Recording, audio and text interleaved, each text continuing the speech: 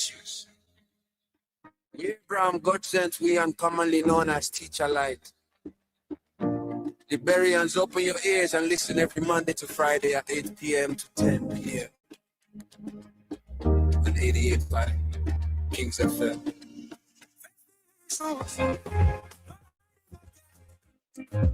Truth on the air, calling on me. From Morovia Street to the village is far. We're speaking the truth, no matter who you are. Best issue, stand up. The future is now, not stories of old. We teach a light on things that make voices be heard. Every question counts, every single word. Evening light breaking, people tuning in. Different voices calling. Sean talk to the people, them cry. Asking real questions like why? Community voices, youth them rising strong. Mama them calling, saying things been wrong. We need solution, not every talk. Time to fix the system, time to take a walk. No fear, no favor. We're speaking in clear.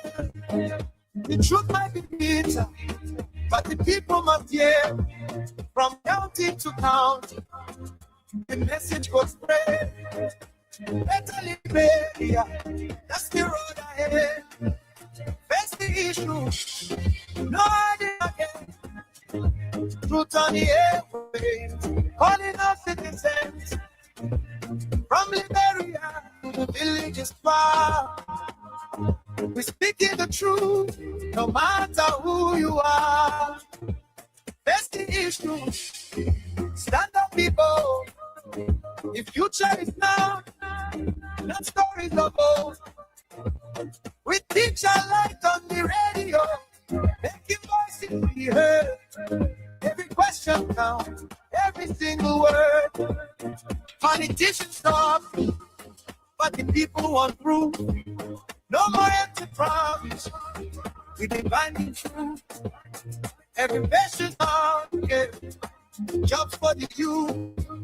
Let the leaders answer, let them show the truth. From the 15 counties, every citizen matter, no one escapes. This now we country, we all gotta say.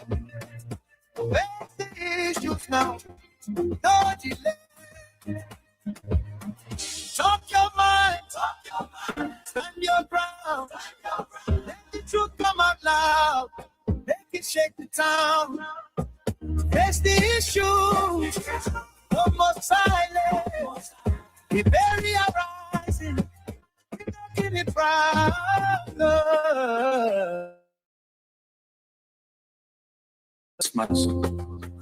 This is more than a show. It's a movement.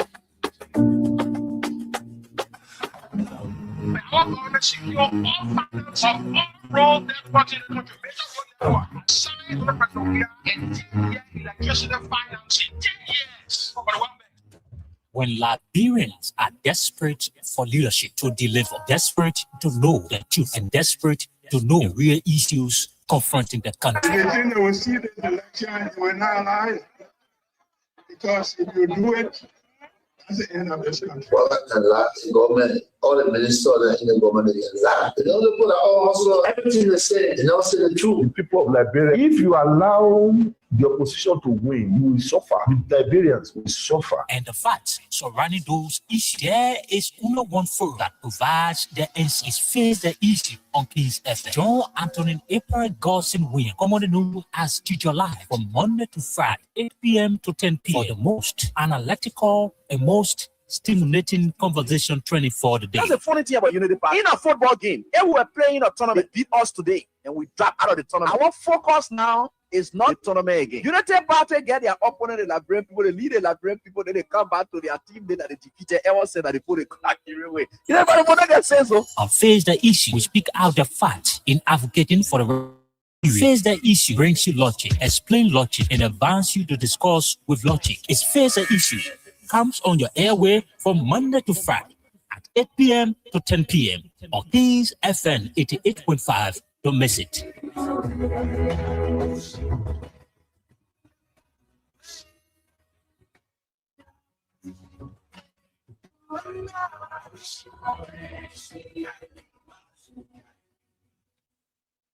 We have seen a systematic erosion of democracy.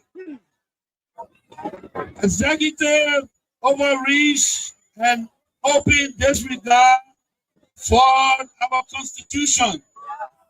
Lawlessness in the legislature with the presidency turning a blind eye, even when the Assembly Hall of our democracy go up in flames. Security forces brutalizing peaceful citizens. While millions have been spent on so-called operations that offer no protection to ordinary Liberians. They said we were the problem, but now the Liberian people can see for themselves. The real problem is the Unity Party that is now in power. The time has come to speak the truth without fear. This government is failing and Liberia is paying the price. Citizens, let us not lose hope. Even the longest night must give way to daylight. Even the strongest storm must pass. We are still standing and we are still strong. We will not give up on Liberia. We will not give up on our people. And we will never give up on CDC. We are the party of the slums and the city.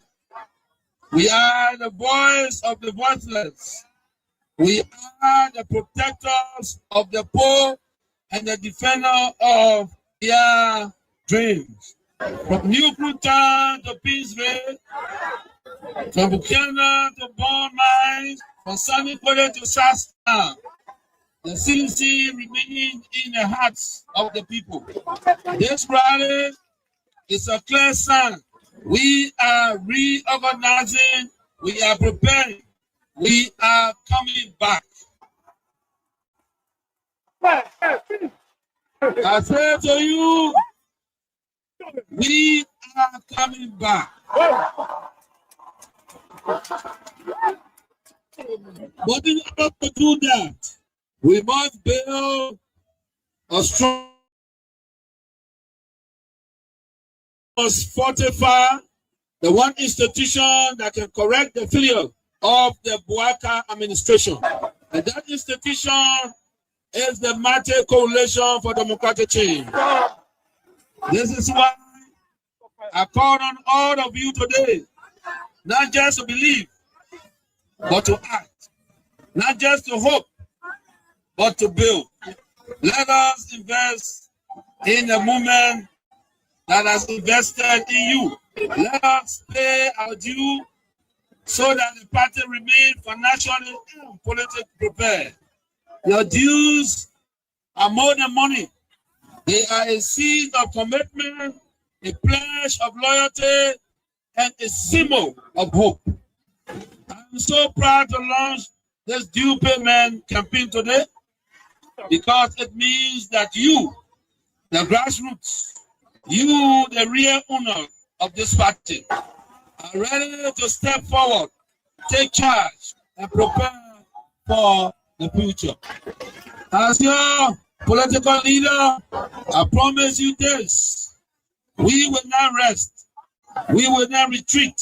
We will organize, mobilize, and energize until we reclaim the leadership of Liberia. But let us do it the CDC way, peacefully, lawfully, strategically and respectfully.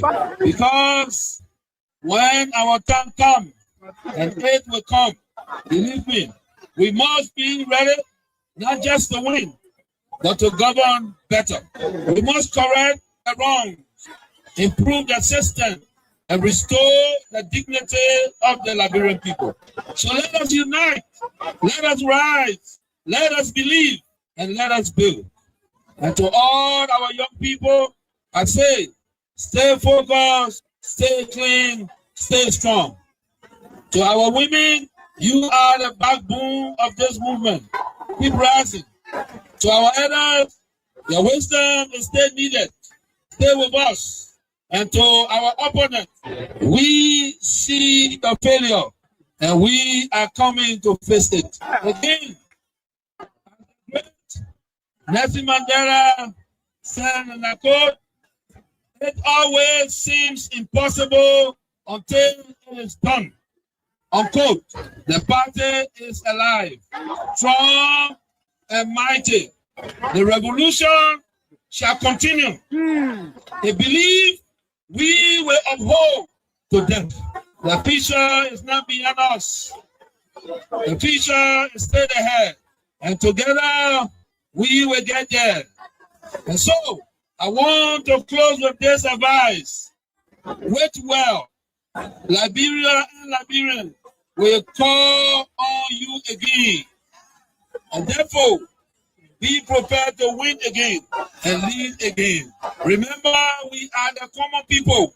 So let us all unite for the betterment of our country. And our people. The Bwaka, we used to go to him, even fee Bwaka because of his title. Make him comfortable because of a title. But you see what he's doing? You get a lot of gangsters around here and thinking that Liberia is afraid of gangsters. It's a lie. But you should be concerned as well. Why it is true that you're in opposition, you should be concerned. You also have a responsibility to maintain the peace of the country. Though the burden has shifted on the government to maintain the peace. AB, I've always kept the peace of the Republic of Liberia. Okay. During Ellen time, I've kept the peace. During President Dota, I kept the peace. Amos Soyota, I kept the. I have never broken anything in this country. I work for peace in our country, and I'm on record. Even the United Nations know that I work for peace.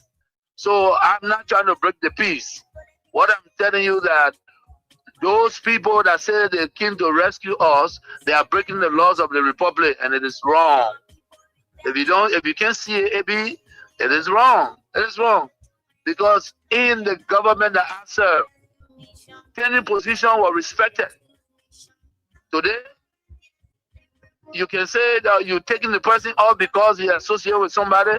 No, but you see, we are different.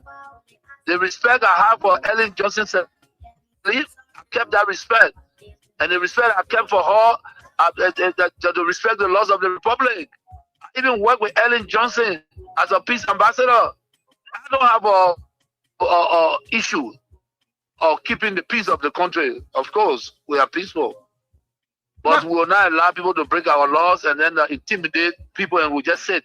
That would never happen. You know, we're in opposition.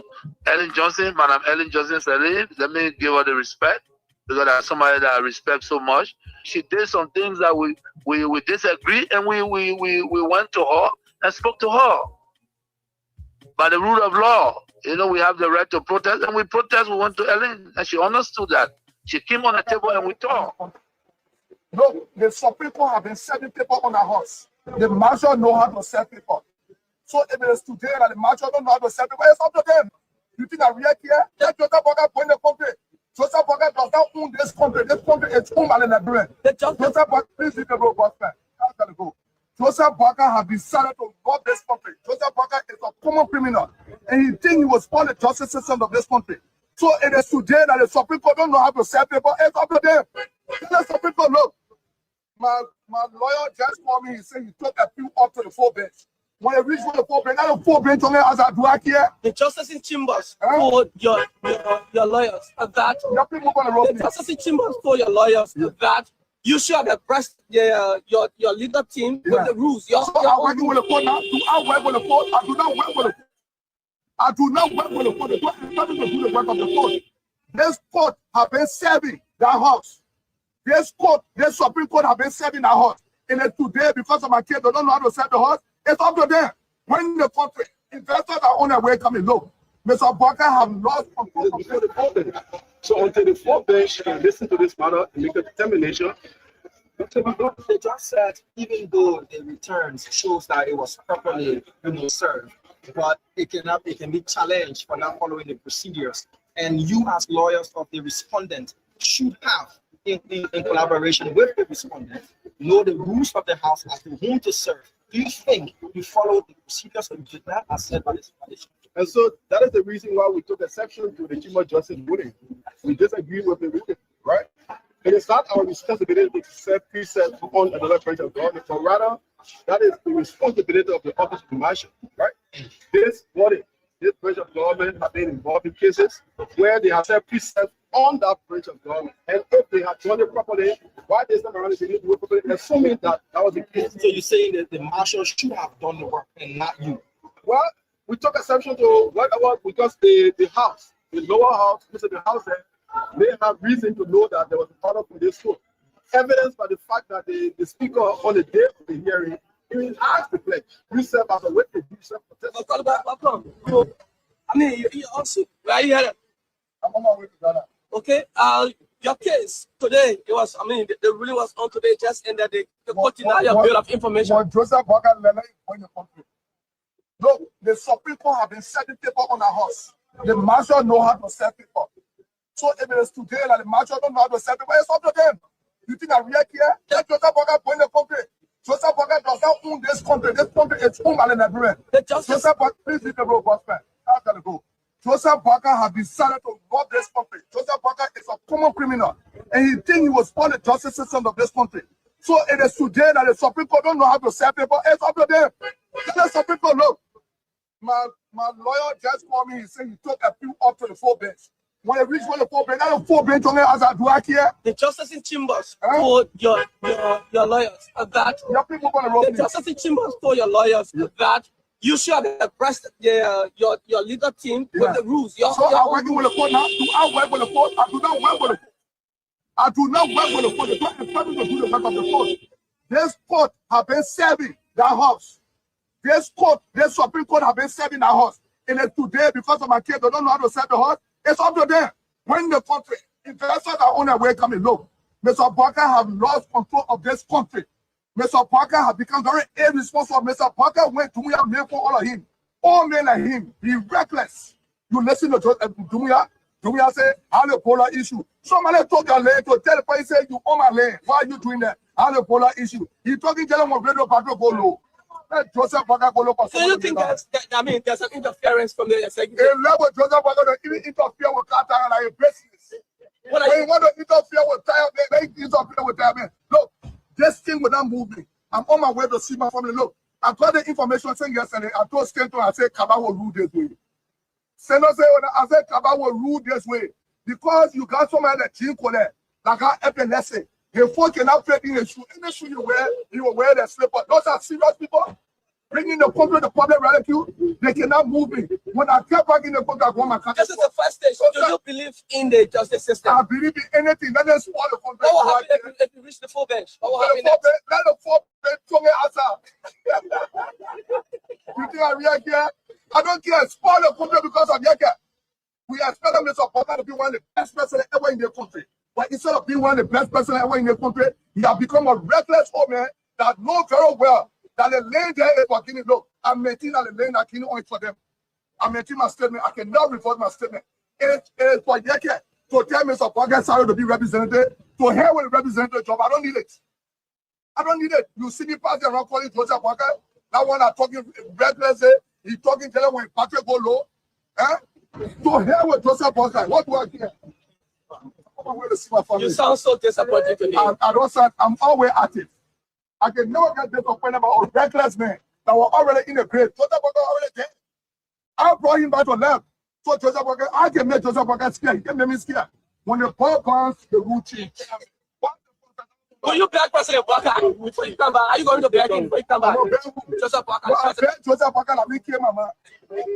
Joseph Baka owe me apology and he will extend the apologies.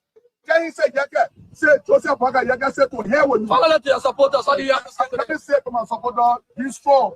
The process have started. When the poor part the rule will change, and when the rule change, Joseph Baka become the least president ever in the history of the country. Because you are another criminal. We have sent the past record at a particular time we should come.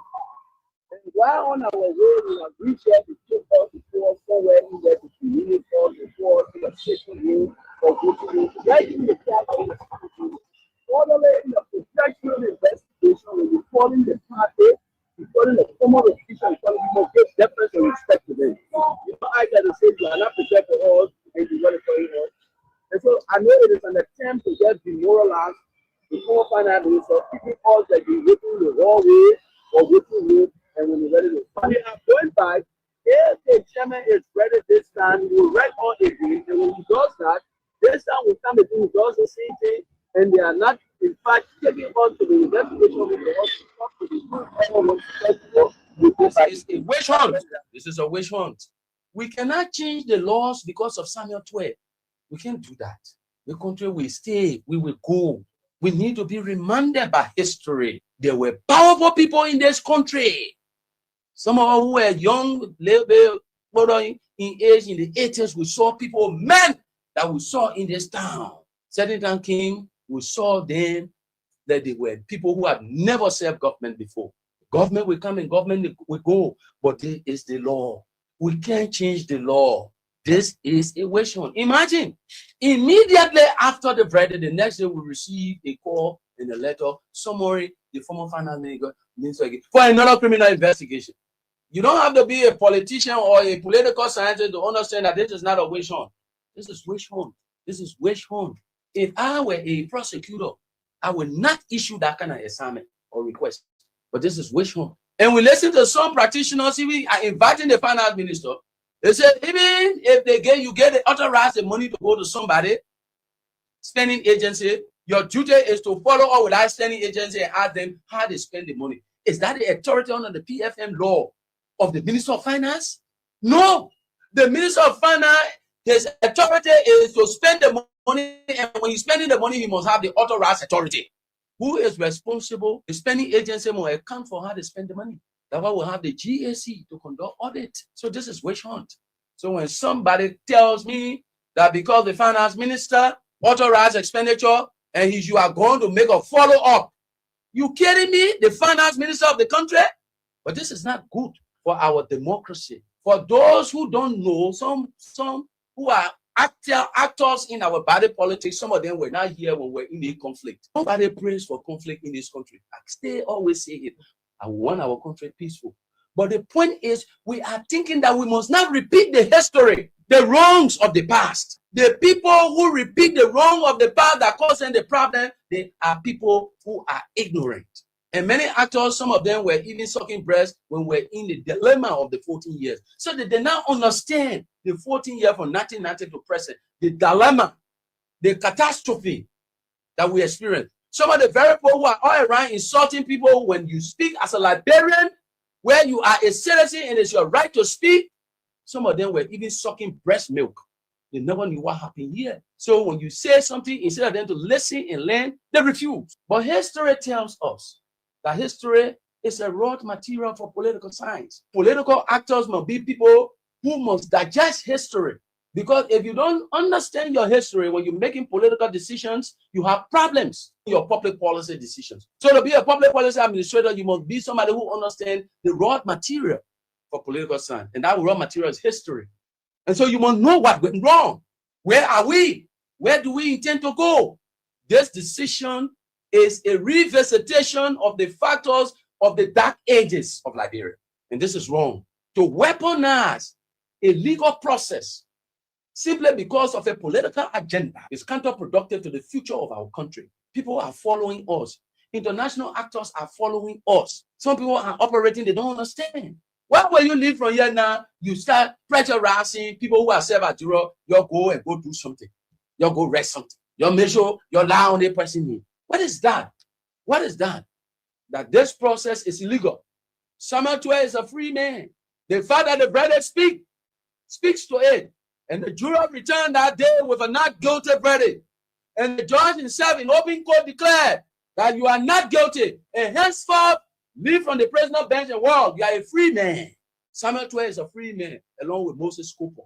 And when we told the jurors that day in the final argument that today we start at the beginning of the documentation of the check and balance of our democracy to determine whether or not we go back or we retrospect or regret to our dark days, or you put in a check and balance on powerful power or powerful executive that will manipulate a political process under the disguise of legal proceedings.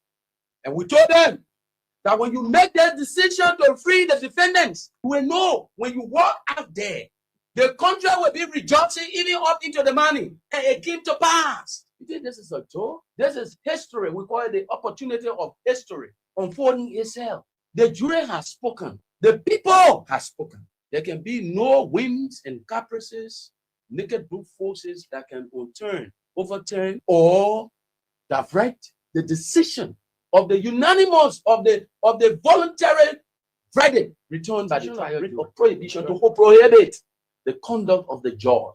That does not mean we are discrediting the judge. No. First, we want to appreciate him, the manner and form he conducted the trial. This was a seriously, legally charged and intellectually engaging trial that he was able to manage it by the techniques and tactics of courtroom management to the extent that the case ended. To see the judge now, that we know with all of the caliber of lawyers that were before him, including a former Associate Justice of the Supreme Court, including a former judge of the ECOWAS Court, who was a lawyer before him, to conduct that trial in the manner and form for us to reach to the conclusion of that case again Hassel. But this post-disbandment of the jury investigation is ultra-virus, it's illegal, it's in violation of the law. And we don't want to believe that it is the judge that we know in the case. So that is what we have done today. There is a petition that has been found today, and there is a stay order on that investigation, and we'll go to the Supreme Court to give our case. We have the laws in our favor. The laws are there. We just want to inform you. We're not fighting to influence any decision, but to inform you as to the developments that are unfolded there today and are unfolded. The next thing is this. These three jurors were asked in court, is this your verdict? The judge on every occasion in the trial told them, when you have any issue with anything that happened there, in the open court, tell me so we can address it. They said we have no issue. And we understand why all of these things are happening. Most of these jurors are public servants. We understand, we get intelligence that people are pressurizing these jurors in the places they work, and their jobs are under threat. And we don't believe in that investigation that are unfolding because it is an attempt to influence people over there, to lie on people, and for people to run with it as a propaganda machinery. The law is the law. The old age tradition of our country have said from almost 200 years on the existence of this country, from 1816 to present, in our jurisprudence, they said once the jurors have dispersed and resumed private status, recall becomes constitutionally dangerous and legally improper. In which case is that Des versus Belden, 5792S40 in 2016, U.S. Supreme Court opinion. There are other opinions. There is an opinion in Liberia here where the Liberian Supreme Court said when the juror has returned a verdict of acquittal and there is a complaint of jury tampering, the judge should not disband the jury.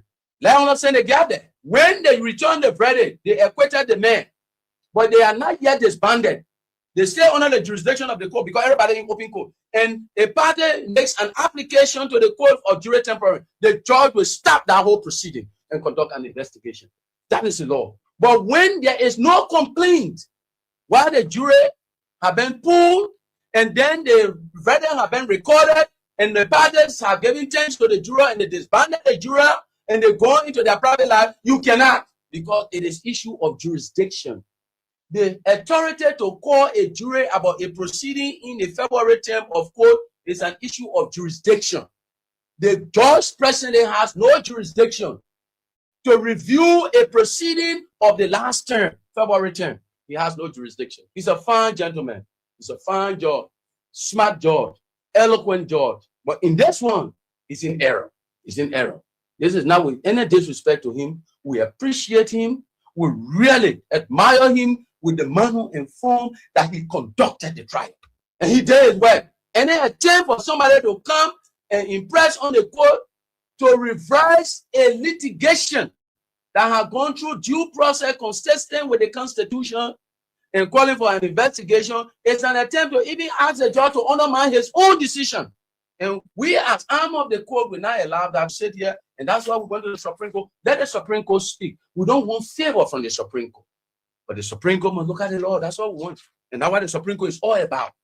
The law. When look at the law, they will look at the law and say, oh, yes, this is the law. And yeah, no, this is not the law. Finish. So that is what we call you for.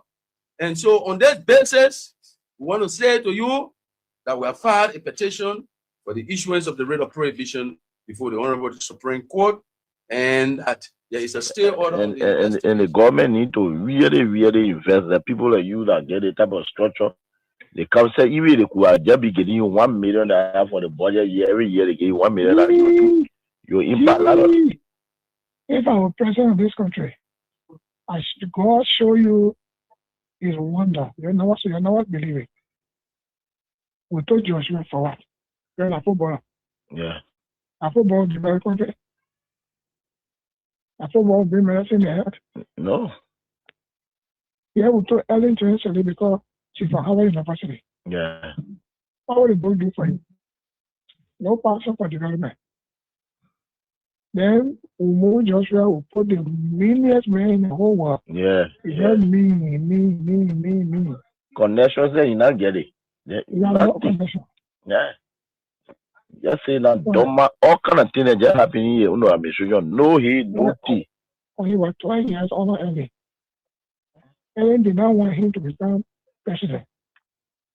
So Ellen did not introduce him to many leaders. Ellen was doing her thing on her own. She was traveling from country to country and kept a man in a barrage for 12 years, according to Boyka himself. Yeah. I mean, he was not empowered to meet any leader. When the African leader themselves need support from the West. Yeah. All African leaders, they need support from the West. Yeah. No African leader will help another African leader with money for development. Yeah. In the West. Yeah. He does not have that contact. The standards got a trap of Boyka. Okay. Because when we are wrote, the Senate did a comprehensive report of their findings and attached the Supreme Court ruling and the amnesty law and everything.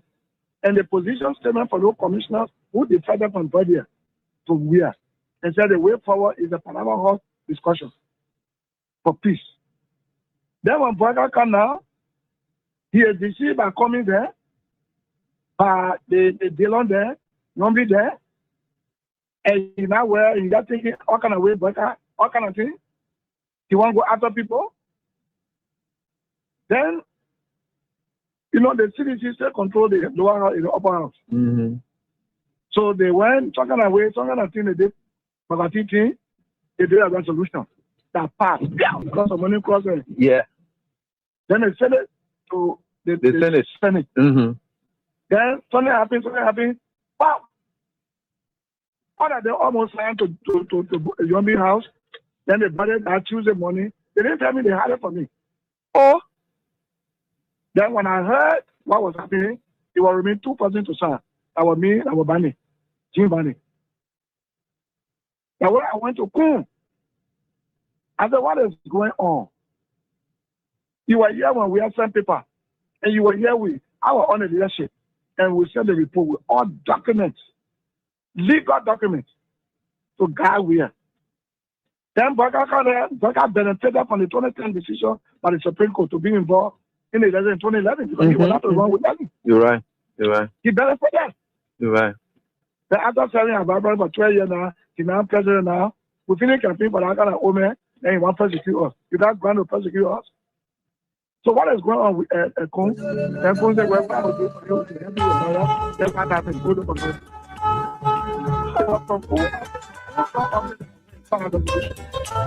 I'm not telling them why. You know what I mean? No.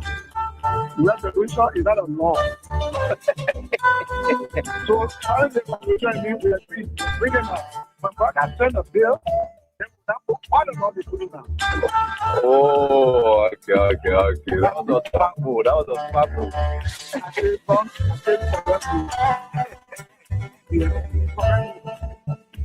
I address you today regarding this immigration. I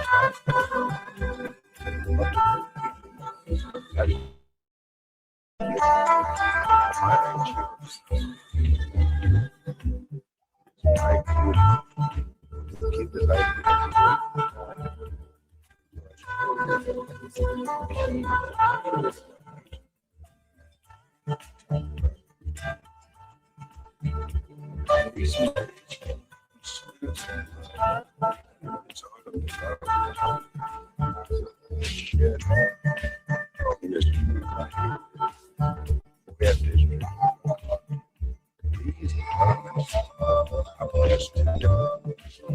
Attracted not only our attention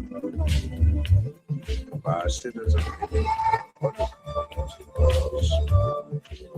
being sensitive. Why don't they? I want to assure them that blame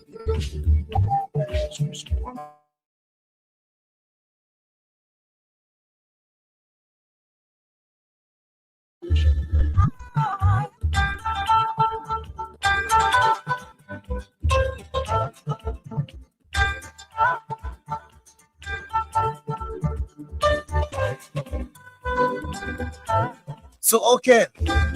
So, what a wonderful way to say good evening, good afternoon, and welcome to the program Face the Issues. And of course, today we are grateful again to be here with you to talk more about our country, the only country we have, and the one. How you guys doing? I guess you guys are doing so great. And of course, we are so excited. We are elated again to join you to talk more about our country, Liberia. As you may be aware, too many things happening in the country. I guess some of you are concerned. Most people are asking, where is Teacher Larry? Don't worry. So the teacher will be here soon. Yes, the teacher will be here soon. The teacher just informed me to start up the show. He will be joining later. Yes, he's having a very short meeting in a very tight engagement. So following that engagement, he will be here. But howbeit, too many things happen in the country, as you may be aware, the issue about drugs, the proliferation of drugs in our country, and the issue about the Guinea-Liberia border, the Solumbat, port of entry. Yes, too many things happen in the country. But how you guys doing? I guess you guys are doing so great. We are so excited to talk more again this evening. So my name is Newton Tokba. I'm going to be here until Leantonia Law can join us. Yes. So let's quickly go and see who are those here, who are those who have joined us, so we can discuss together this evening. The first person here is Mawata Ability, followed by Mohammed S. Kamara. Following Mohammed, we have Sensi Kias Zulu, Marvin Nathaniel Receiver Jojo, and we have Venetius Junior Bar. We have La Company, we have Never Perfect, and we have again Patrick Nangwe. Following Patrick Nangwe, we have Saturday Zonwe Wudule. Yes, following from Atlanta, Georgia, USA. We have David Goffa. Yes, following David Goffa, we have Bokari B. Sharif, Linda Morris, Momon Darlington Boy Rogers. Following Momo Darlington Boy Rogers, we have Josh Wayne. And following Josh Wayne, we have Stanley Boso, Thomas Disher. Following Thomas, we have James Danowali Drogba. Following James Danowali Drogba, we have Musa Brown, we have David Williams, And watching from Colorado, USA, we have Stanley Boso again. We have David Campbell. Following David Campbell, we have Claudia Addison. And from Delaware, USA, we have Sebat Willem. Yes, we have already Papi Success Keita, Matella Stevens, Junior Jackma. Yes. And following Junior, we have Paris Levert from New Jersey. Junior following us from Minnesota, USA. We have Fumba Nyen. Following Fumba, we have Abia B. Mato Jr., Jerome Belief Wisia Senior, Mohammed P. Zulu, and we have Zebedi Zapuski T. Johnson. Zebedi Zapuski T. Johnson. We have Fatu Kone from Kakata Magiri County. We have Cowboy Widow William W. Wulu, the Liberia Civil Rights Movement official spokesperson. And we have Otello Rancid Gatti. We have Mohammed Kamara, Dorothy Dosayu, and Rita Hart, and from Massachusetts, USA. And we have Ebeniko Ballard Newton. We have Kebe Yanato. Yes, following Kebe, we have Sagba Dennis. Sagba Dennis. Following Sagba Dennis, we have Emmanuel Wewulu. Yes, Emmanuel Wablo. Yes, Emmanuel Wablo. Following Emmanuel Wablo, we have Kalu Sadibi. Yeah, Kalu Sadibi. Following from Kakata Magiri County, Ezekiel Davis, Nathaniel Williams, William Huff, Emmanuel Bro from Minneapolis, Minnesota, USA, Etad Gay, Karen Kroma. We have E.D. Wolo, Ophelia Waller, Daniel T. T. Abraham Brown. And following Abraham, we have Josiah Green, Asata M. Miller. And yes, the list goes on. Yes, the list goes on. So how you guys doing, folks? I guess you guys are doing too many. You guys are doing so great. So it's great joining you tonight. Like we said, too many things happening in the country, and like we always say, folks, this is our country, and we cannot give up on our country. In spite of the different situations that are taking place in the country. Yeah, somebody could say Liberia is retrogressing. That's the fact. We are setting the retrogressing. Yes, we are going backward instead of forward. And another person could say that is due, or this is due to the kind of leadership. This kind of leadership, like the Bible says, if you choose the right leader, the nation enjoys. And if you choose the wrong leader, the nation suffers. I think it is from that perspective that we are here today. And I really don't think this is the kind of Liberia you envisage.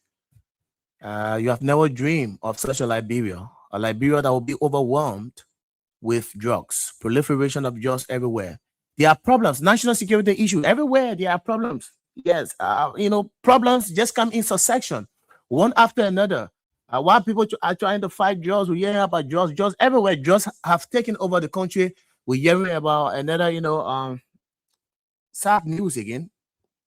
Yes, very sad news from the Guinea border that the Guinea authority are requesting Liberians who live around the border there, to be precise, the Solumba area, to vacate. And they said they want to establish their custom office, so they should leave. Imagine you have lived somewhere and you believe that that area is yours, and another man comes and forcibly or trying to forcibly take you from somewhere you believe that it is yours. How painful it is. And that is what happening now in Solumba. But initially, from the onset of the whole thing, there were people who were displayed in fire from the inception of the whole, Guinea, Liberia border, issue. Yes. When it started New Day, because those people who live around that Solumba border, some of them were forced to have fled the area because of fear, because they were frightened. Imagine, living in the midst of soldiers and all of that. So they were frightened, so they had to move. And some of their children and even dropped from school because I think there were some, primary or secondary schools around there, and because of fear. Because if they were leaving from that Solumba Bolo area, going to farm maybe somewhere else, it means that if their children were there going to school, they have to drop from school because the new areas or the new places that they went, they wouldn't come back. The children would not have the chance all the time again to come back again to the border area to go to school. So it's a very serious issue, very serious issue. But let me just before we start up our discussion, I want to say something. Just before we can start up, I want to say something to you. And what I want to say, I want to blend it with Pontius Pilate. It's about the current situation we face in Liberia. And if you read history tells us about Pontius Pilate. Pontius Pilate was a governor in Rome. And under his leadership as governor, Jesus was taken to him in Rome. So back then, during those days, the governor was a very powerful person. They had their own tribunal. And yes, they could hear cases and try people. And yes, and come up with verdict and all of that. So when Jesus was taken to Pontius Pilate, Pontius went through the case. He examined the case. He went through everything. He didn't see any merit in the case. And that's why Pontius said, I've investigated this matter. I've investigated Jesus. I've seen no fault. Nothing. There's no fault found. But where Pontius deviated from his path, because from the onset, he was on the right footing, right? But where he deviated was, he didn't want to take responsibility. He was pressured by the crowd. So the only option he had was to say, oh, I move my hand, I take my hand from, the Jesus issue. So anything I want to decide, you'll decide. No, but it shouldn't be that way. It shouldn't. It should not be that way. As a leader, it's good for you to take responsibility. And what Pontius did, when we compare it to what is happening, the current scenario of our country, I'm saying this to say that our people are being, enslaved mentally on grounds that while it's true, they are seeing the truth. They are seeing, the current reality on the grounds. Things are happening in the country. Our religious leaders, our pastors, our imams, the civil society organization, and everybody is sitting quietly. Nobody is speaking out. And the reason why they are not speaking out, not that, they are not seeing the truth or they are not seeing what is happening, but the reason they are not speaking out is because they don't want to take responsibility. Their fear is when they speak out, they will be haunted. They will lose political benefits. They will lose ties with the government. Maybe some of them, most especially for some of them who are, currently connected to the government, they don't want to speak against the ills in government right now because of personal aggrandizement. That's why they're not speaking out. Because of personal aggrandizement. So everybody is sitting, just watching the show, and one man is just running the show. So anything he feels like doing, that's what he does. That's what he does. So back to and the Pontius story. When Marcus and Garvey define, meta slavery as where, other people rule, their minds are ruled by another people. In the case of Pontius Pilate, washing his hands from the responsibility. Both concepts describe surrender, moral cowardice, and the choice to truth to satisfy an institution. That is exactly the choice to truth to satisfy an institution. Isn't that what happened in our country? Our prelates, our pastors, They are ignoring the truth to satisfy our political institution for personal aggrandizement. Because they want to. So it means they choose, they choose, personal benefits over what is going to benefit the country. Yes. Because today they have their salaries. They're making salaries on a monthly basis. So they choose to sit quietly, to not say anything out at all. They ignore the truth because of personal benefit.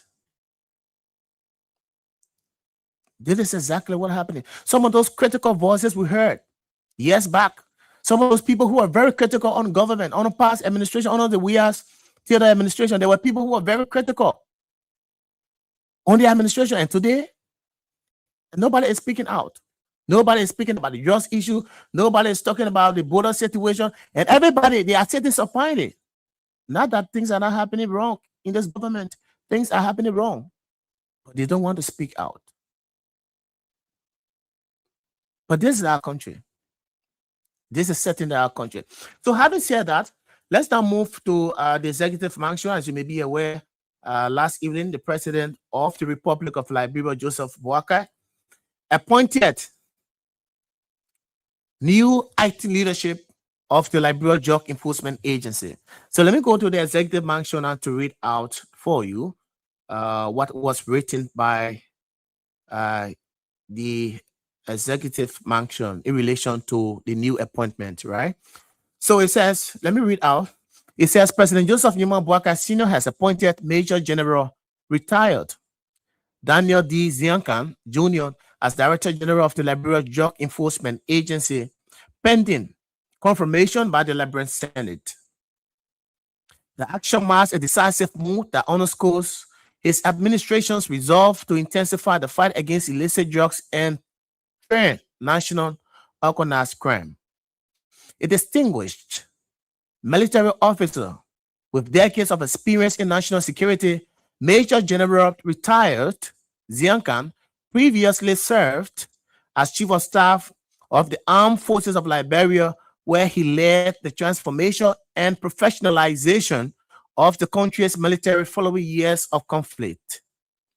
Major General Ziankan previously served as Minister of National Defense and, more recently, a military advisor to President Boakai, providing strategic counsel on national security matters.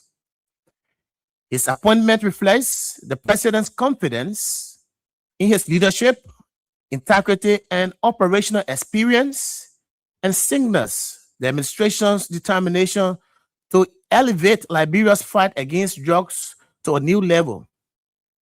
In his new role, he will report directly to the president in close consultation with the Minister of Justice. The president has also appointed Mr. Precious Rue as Deputy Director General for Operations and Mr. Prince Moba as Deputy Director General for Administration of the LDEA, also pending Senate confirmation. All three appointees have been directed to assume their duties with immediate effect in an acting capacity, pending legislative confirmation upon the Senate's return later this year. Mr. Ernest Tappe, who served as Deputy Director General, returns to his previous assignment at the National Security Agency. The appointments followed the submission of the Ministry of Justice investigative report to the president and form part of a broader strategy to strengthen Liberia's institutional response to the growing threat posed by narcotics, trafficking, and related criminal activities.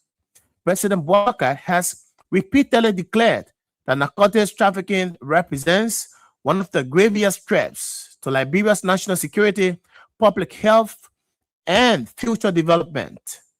Under his leadership, the government has adopted a zero-tolerance policy towards drug trafficking, corruption, and organized crime.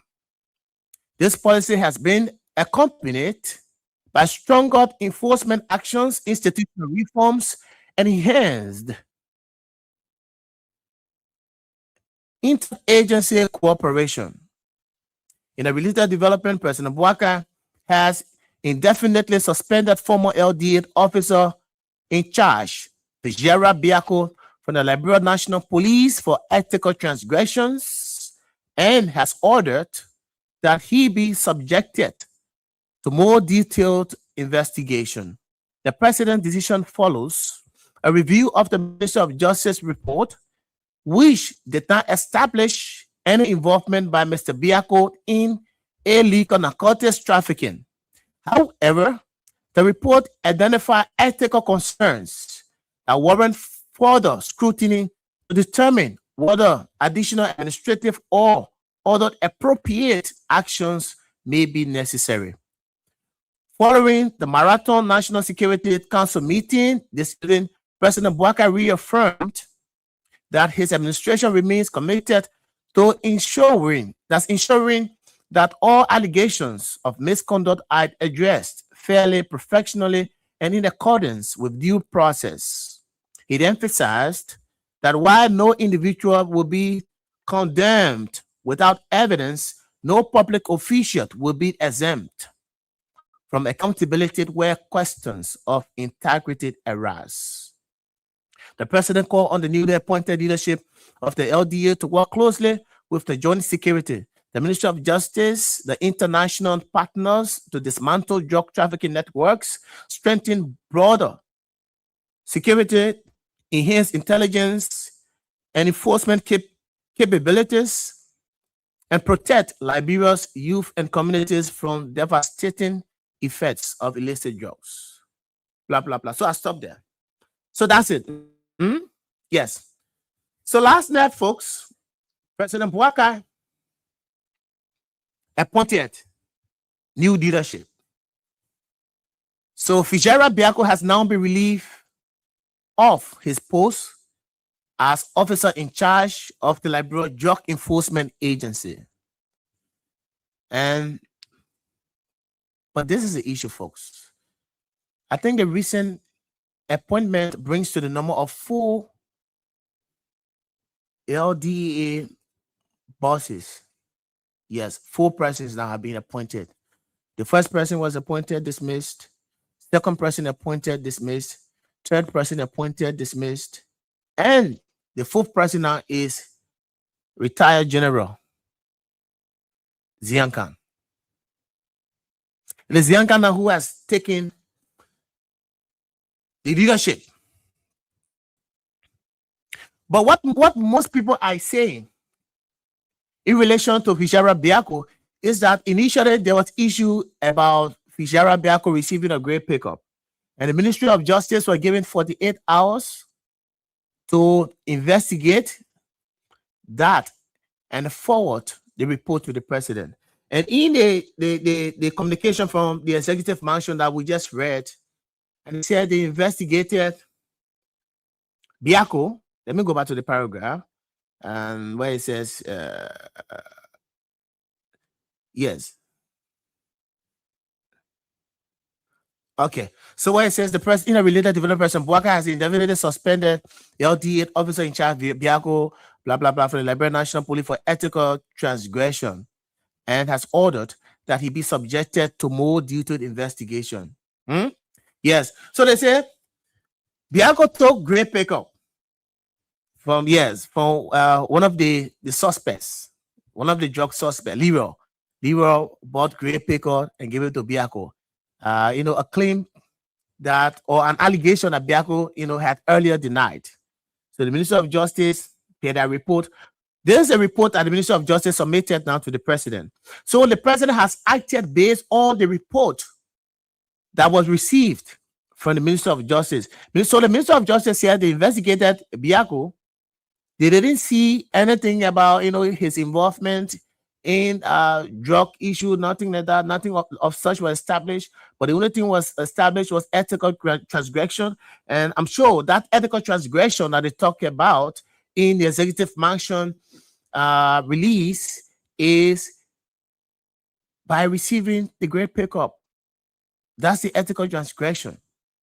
So the president took the action. They said, Biako, you have been dismissed from the Liberal Drug Enforcement Agency, and also not dismissed from the police, but being suspended for time indefinite. But the issue about drugs in our country, folks, like we continue to say, and we have been saying over the time, that is, a syndicate. It's a syndicate. It's a syndicate. It's very organized. It's entrenched to the extent that it doesn't matter the kind of person you will bring on board, like Ziankan is here. Ziankan alone will not be able to have the willpower to fight drugs. Ziankan could have the mind that, yes, I want to fight drugs, but he cannot do it alone. In fact, the entire team, they cannot do it alone. And you know why they can't do it alone? Because the cartel is already rooted. The cartel is already established. And there are people high ups from the government. So why don't you bring, maybe the only person that can help that Jesus Christ? If you bring Jesus Christ and make LDA boss. And we are here. You will soon hear maybe different news again. Maybe in the coming months, you could hear different news about these new appointments. You could hear different news.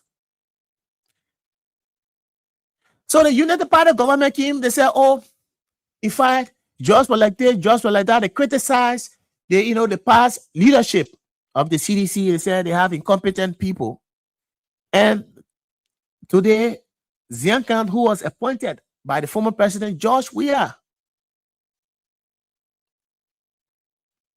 George Weah appointed this very Ziankan. And now they don't want to acknowledge that George Weah appointed Ziankan. So what they say now, they say he was previously appointed by President Salif. When President Salif left power, President Salif spent 12 years. She left power. And the most recent president, the past immediate president is George Weah. Wouldn't it because so I say the you people, wouldn't it because they don't want to mention George Weah? So they're taking that instead of mentioning the past, because the recent position that Ziankan ever had was under the Weah's administration. So why you don't want to mention George Weah, that he was appointed by George Weah, and you're going way back to Ellen Johnson Sirleaf administration, that he was appointed by President Sirleaf. Then you didn't stop there. You went on, you appointed Moses Colley. And those were people who were appointed by the CDC government. They appointed them. And you were seeing people that criticized them. That you said you had qualified people. You have new breed of people, new breed of leaders. They're so qualified, they're so competent. And all of those who worked in the previous administration were incompetent. They didn't know anything about governance. And today you are struggling. So the only thing now you are doing now to go back to those former CDC officials to come to your government, to come and help your government. Because all of those you have tested,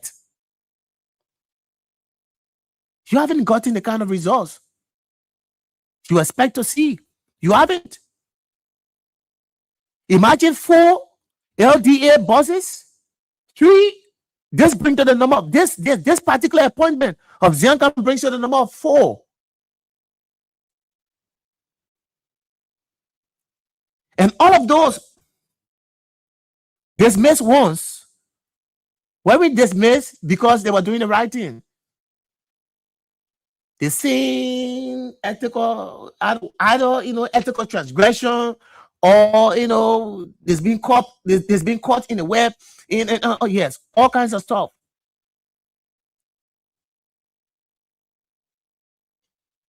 So I'm saying this to say what they criticized yesterday, because they felt that they had everything they had. Yes, when they were coming to power, they said they had everything to their disposal. The United Party is the most educated party. They claim, so to speak, that when it comes to power, they have the qualified people that will do the work, that will be able to do the work. And they have tested all of the qualified people, all of the doctor degrees holders, and nothing is working. So the only thing President Boubacar is doing now to change, so that try and error. So President Boubacar puts you there and said, let's try it, man. So they try you after a few months, and they don't see anything. They say that Mulaman. They try the other man. And you can't run government like that. You can't run government like that. You criticize the very CDC. That you criticize them. And today nothing is working. Absolutely nothing is working for you. So why are you bringing Zianka now? Why are you bringing Zianka now? Zianka what? It's not bad. It's not wrong to bring Zianka because we are all Liberians. It is our responsibility to serve our country. No matter what government is in position.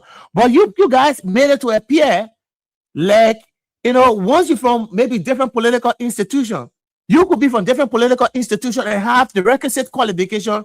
Because of that political alignment, you will not be allowed, or you could not be allowed to hold any public office because you're from the CDC. So you people politicize appointments in this country.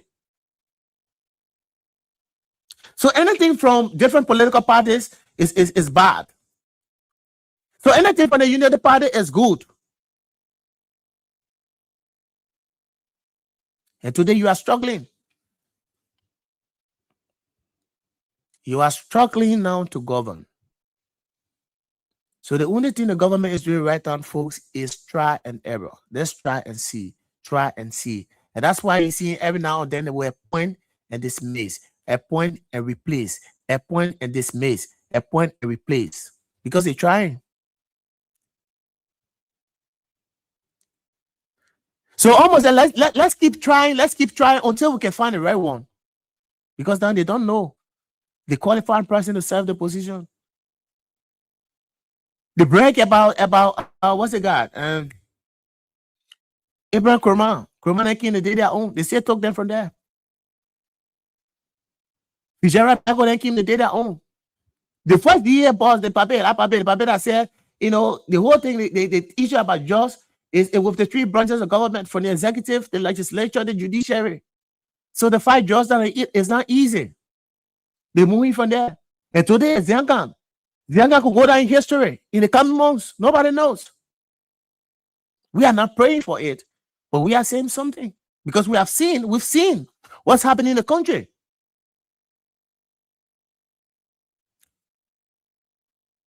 We are definitely seeing what's happening in the country.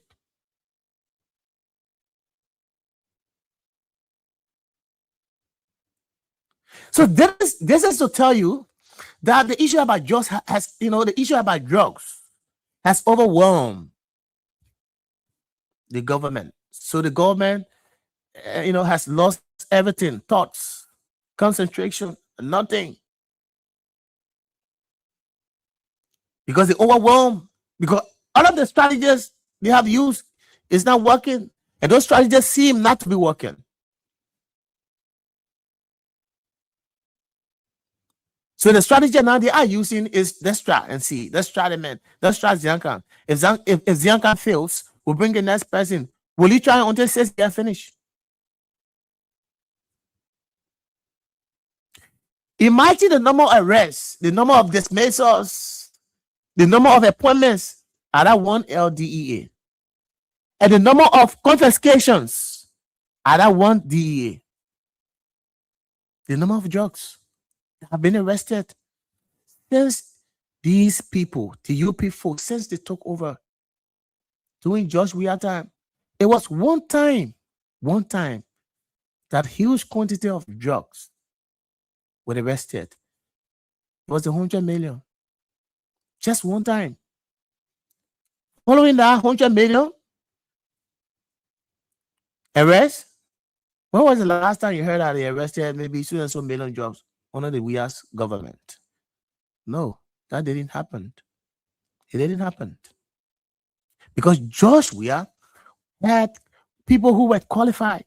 It's not about, changing or replacing people, moving and bringing new people. No, that would not fight the drugs. That wouldn't help. It wouldn't help in the fight against drugs. You could have one person that could serve for maybe 2-3 years and the person performed.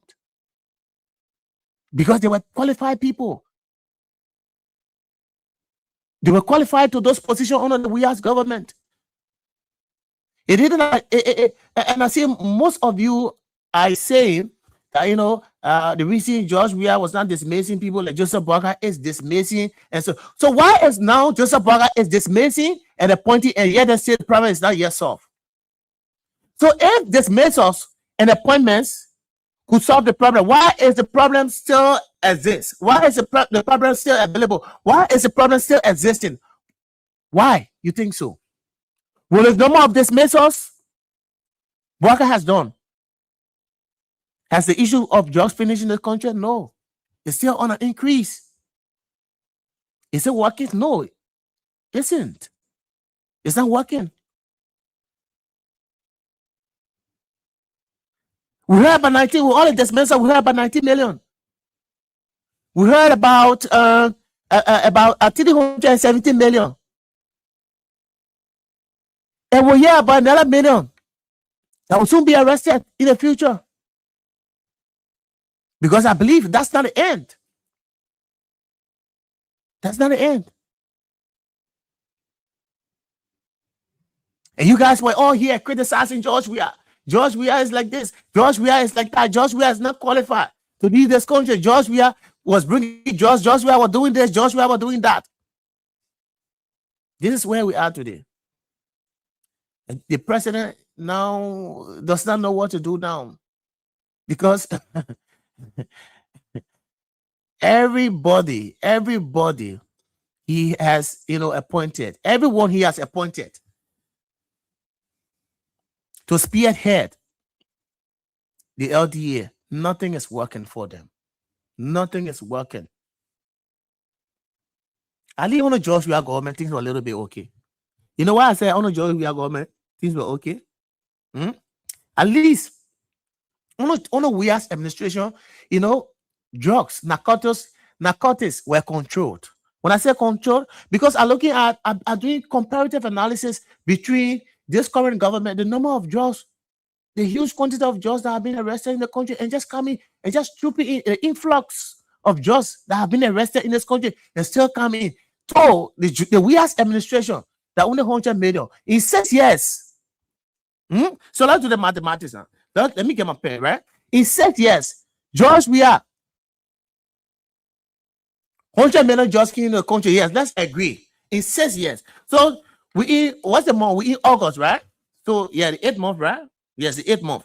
So you go on 2 years. So you get 19 million. MILRON. You have 317 million. So you get 2 years. 2 years, 8 months. Just in 2 years, 8 months, you get 19 plus 317 million in 2 years, 6 months. And on George Weah in 6 years was able to encounter 100 million. But in 2 years, 8 months, you have surpassed the drugs that came under George Weah government. What much more about the remaining years? I hope you understand what I'm trying to portray, right? Yes. So under the United Party government, in 2 years, 8 months, 17 million drugs, 19 million drugs. Because I'm talking about the major one. So I'm not even naming Kush, marijuana, how they call it? The all of I don't know what. Yeah, the all of one. The all of local one. I'm not talking about that. I'm talking about major one, major drug like cocaine. Yes, that's what I'm talking about. Because the Kush and that one by already passed mark. You already passed mark. So let's assume if we should predict the future of the United Party government, the United Party government, in fact, could triple or quadruple the Weah's administration when it comes to drugs. So why did you criticize George Weah?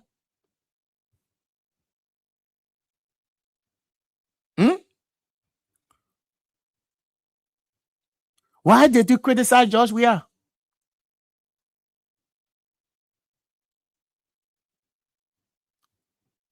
About drugs.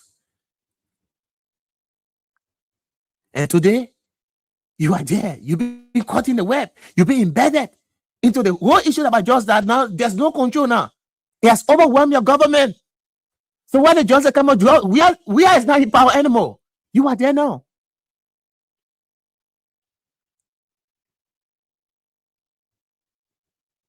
Two years, 8 months. Do the mathematics. You got 19 million. 19 plus 317. 317. 336 million.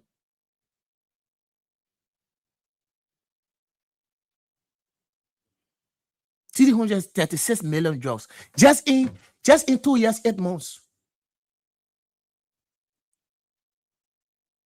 2 years, 8 months. So you have 3 years, 4 months remaining. So imagine what's going to happen in the remaining 3 years, 4 months. Because if you finish tapping George Weah already, you have triple George Weah. What came in 6 years on the George Weah? Your 2 years, 8 months has triple it. So now you're leading with wide margin. So if we were to choose between the United Party and the citizen government based on the issue of drugs, who could you choose? Who is the lesser evil? Is it not George Weah administration? It's George Weah.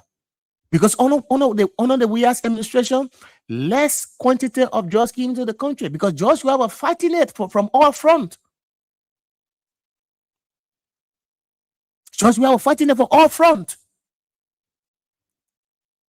Had George Weah not fought it from all fronts, huge quantity would have come in the country. Like it is happening now under the United Party government. So everything the United Party government is doing right now is charade.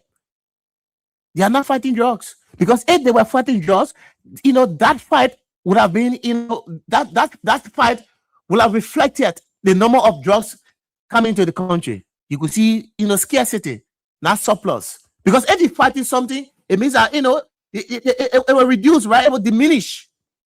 It will diminish. It will reduce. Because you're fighting it. So it will stop more from happening, more from coming.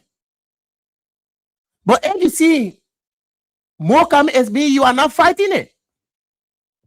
It's just you get sickness. You're sick.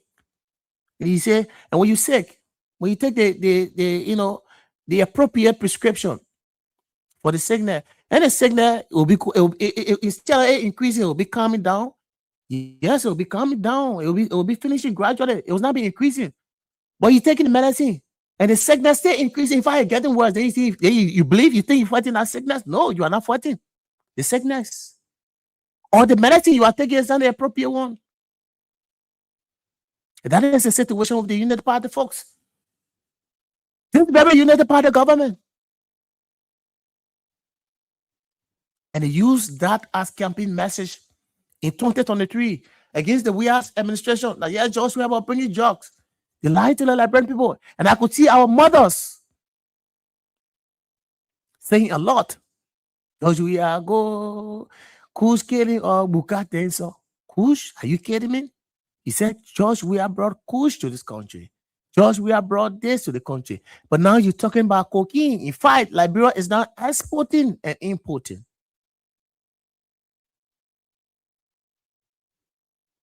And listen to Jeremy Pia about the ship, the IB Atlantic, that in fact, the government of Liberia is in consultation with the Ivorian government to have the ship by the IB Atlantic ship, the ship that they failed to arrest, the ship that was right here. Everybody was seeing it. It spent a couple of weeks.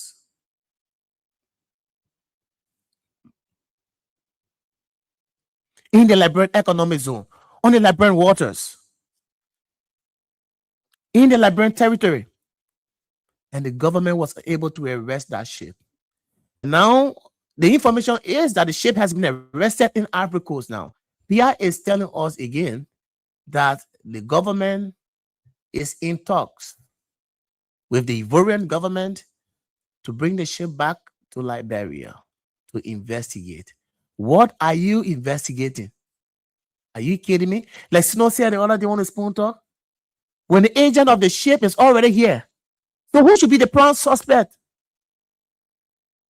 The agent of the ship is already here. They said I'm gonna bring the ship back here to Liberia to investigate.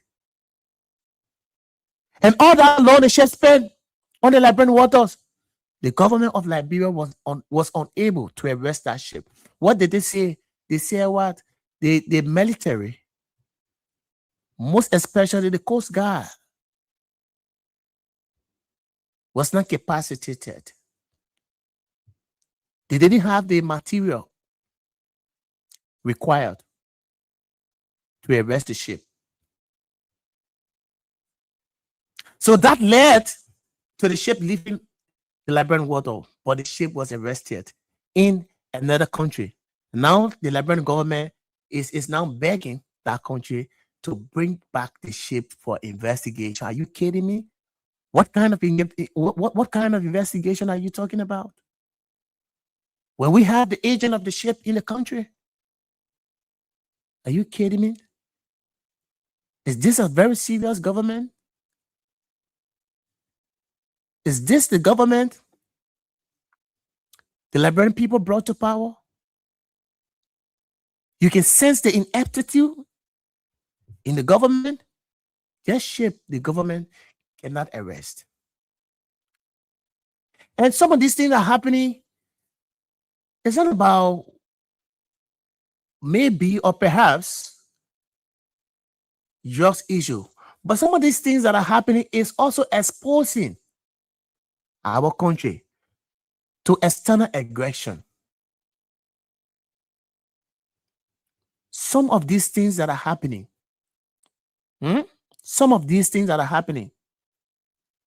exposing our country to external aggression. Why do I say so? If a ship, a speedboat on a ship, which one runs faster? If a ship will come here and our military say that just ship, there's not capacity there to arrest the ship on the Liberia. It means that Liberia is vulnerable, completely vulnerable. Anybody could infiltrate at any time. And the government is so much incapacitated. The government is so much unable. And the government will be unable. Are you not seeing it? Is it not exposing the weaknesses of our country? Is it not causing a very serious national security threat to our country? Serious national security threat to our country. Imagine that. Anybody could say Liberia's open, man, Liberia. Yeah, Liberia's open. We can do anything. Nothing. The whole security. If a drug cartel could infiltrate, neutralize our entire security sector, tell me, what can happen? What can happen? Drug cartel neutralize the entire security sector under this government. Tell me what can happen. If people from Guinea will come to Liberia, they will leave, they will cross from their end to come to enter our territory and begin to drive our people, drive them from their own area. Then they say, you'll leave from here. And Joseph Boakai is still sitting there, nothing's doing about it. And this issue about that border issue, La Soloma border port of entry, it has been a long issue. That issue, every time, the very jolly piano, they have brought all, they have had several press conferences, they have released too many press releases. They would lie to the Liberian people that, in fact, the government of Liberia has spoken with ECOWAS. ECOWAS have sent, a mediating team to mediate between the two countries. In fact, yes, what has ECOWAS intervention done? What has ECOWAS intervention done? For all those time, that PIU told us that yes, the government reached out to ECOWAS. They reached out to the African Union.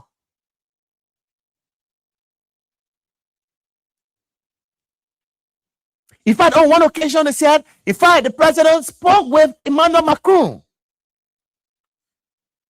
the French counterpart, and they were working on modalities to find an amicable solution to that border issue. And today, the tension at the border continues to escalate. So now the government now is fighting several fronts. You're fighting the border issue. The just issue on its side has overwhelmed you. And the problem just coming from everywhere. The problems are just pouring in from one point, from everywhere, every corner, every point.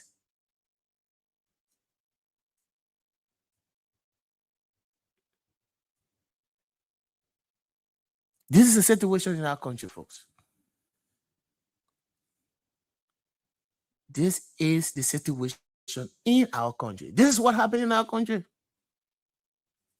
And today, those very civil society organizations that was vocal yesterday, today they are taciturn. They are taciturn today. They are speechless today. They aren't saying anything.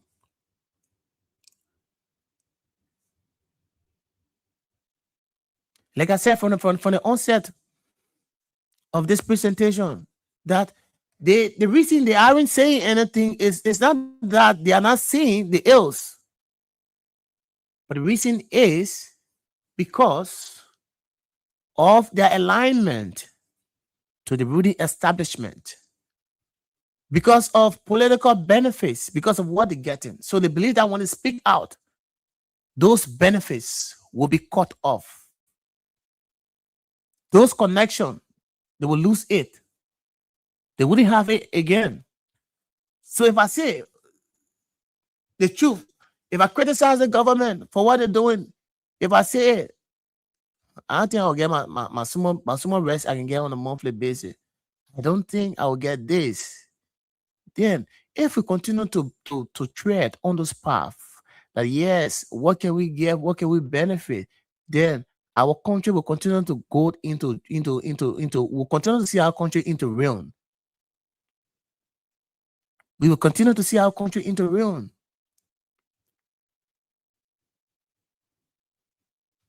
And that's the scarce truth. That's the scarce truth. We will continue to see our country because we fear of losing what we're getting, what benefiting us. Then we will continue. What's going to happen is that we will be fighting for our, how do you call it? Our personal benefits over the interests of our country. Nobody's taking responsibility, and nobody wants to take responsibility. Nobody wants to take responsibility. That's why nobody is speaking out. People are seeing the truth, but they give blind eyes to the truth because they don't want to take responsibility for their country. They are not patriots, because if they were patriots, they would have taken responsibility. Taking responsibility means where the truth belongs, you got to put it there. No matter who's in office, no matter who rules the country, who governs the country. It doesn't matter who governs the country. But what matters, the country of Liberia is more than all of us. We will die and go. Liberia will remain. One day, everything we're doing here today will be history. They were powerful leaders. And today they are no more. It is a history today. This generation will be history tomorrow. New generation will come on. They will take on from us. When they shall have come, the question is, or some of those questions they will be asking, what did the previous generation do? What did the previous generation do? What did they leave behind? What did they leave behind? What did they do? Because they wouldn't see anything. Because they will come and see everything destroyed. They will start from scratch, from nowhere, and start to build a new Liberia. when we should lay the foundation that when they shall have come, it will begin from the foundation. That's a very solid, concrete foundation that they will see. But how can we lay the foundation? How can we build that kind of foundation? The foundation for the next generation. We are so personal about we choose personality over country. We get blind eyes to the truth because we don't want to take responsibility. Because I don't want the government to go against me. That's personal. The government could go against you, but the government should go against you for saying the truth. It's not wrong. You are right, you could be right. The government could go against you for saying the truth. Because once you say the truth, when the government goes against you, then it's okay. History will record you tomorrow. History will make sure your name tomorrow.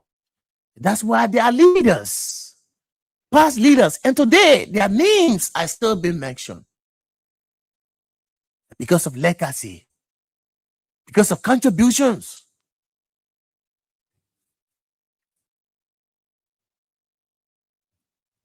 Where are our pastors, the imams, the churches, civil society, and the officials of government? Let me tell you something. There's nothing wrong with being in government and say the truth. That's not criticism. That's the fight. That's the fight. You're not criticizing. You're saying the truth.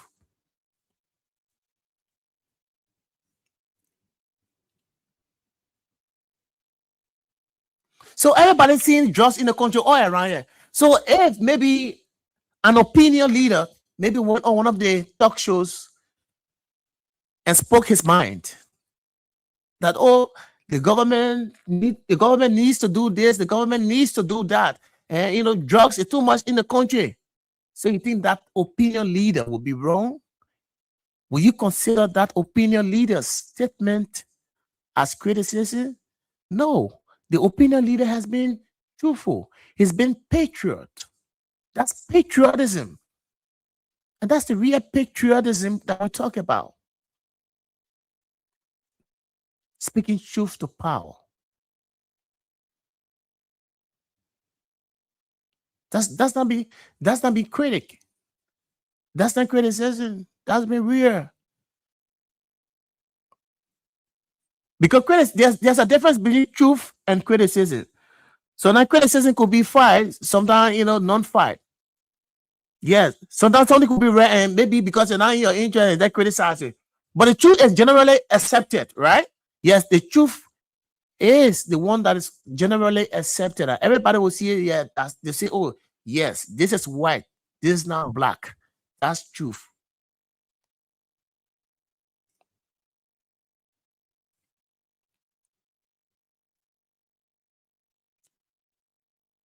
And that's the same mental enslavement that we spoke about.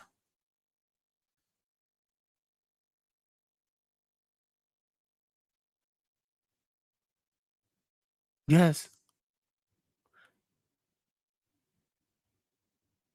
And that's why Marco Garvey said people should free their minds from bondage.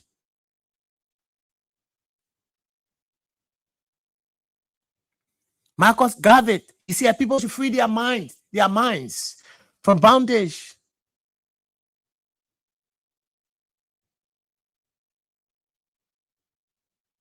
Because they are the only ones who have that responsibility. Because if your mind is enslaved, if your mind is in bondage, and nobody, absolutely nobody will want to free it. Because the reason is people that, consistent indoctrination, and which means people over the years, will continue to suppress it, to indoctrinate you, to believe that everything they do is okay. That continuous indoctrination, that everything they bring, because they want to use that to continue, to perpetuate power. So they indoctrinate you, make you to believe that, yes, they are so nice to you. when they are not. That's systemic oppression. When you see the oppressors are being angels, are being good people, then you see the good people as being bad people. Mental slavery. Because the mind is enslaved. The mind is not free. So you got to fight to free the mind. You are being indoctrinated. How do you leave now? How do you free yourself from that indoctrination? So that, yes, so that you could think independently. You could think freely. Your thoughts will not be controlled by other people. People will not make decisions on your behalf. Because when people are making decisions on your behalf, when your thoughts are being controlled by other people, that's mental slavery. You feel, you feel inferior. You feel less important. You always have doubt about decision you want to take. You say, you look at yourself. You just look at yourself as somebody who is not qualified. You say, sometimes you want to speak out, but you're afraid. You say, the thing I'm coming to us, I think I want to make sense that they will not laugh at me. You sure? That's mental slavery. Because the mind is confined. The mind is enslaved until that chain is broken. The mind will not be free until that chain is broken, until that confinement is gone. The mind is stagnated. It's just clogged like this. So it's not spreading and nothing fresh is coming to the mind. So the mind is clogged like this because it's stagnated. Because it has been changed, it has been locked in a little box. So no good thoughts come to the mind. So your thoughts are being controlled by other people. Other people make decisions. Whether it's good or bad, they make decisions on your behalf. That's mental slavery. And those are some of the reasons today we are here. Because we believe that most people are suffering from mental slavery. And that's why they need to stand up and free themselves. Stand up. Because you are the only one. Marcus Garvey said it, you are the only one that can free yourself from mental slavery. That level of inferiority. You feel inferior. Less important. You got to free your mind. Or else, people will continue to indoctrinate you. People will continue to make decisions on your behalf. People will continue to control your thoughts.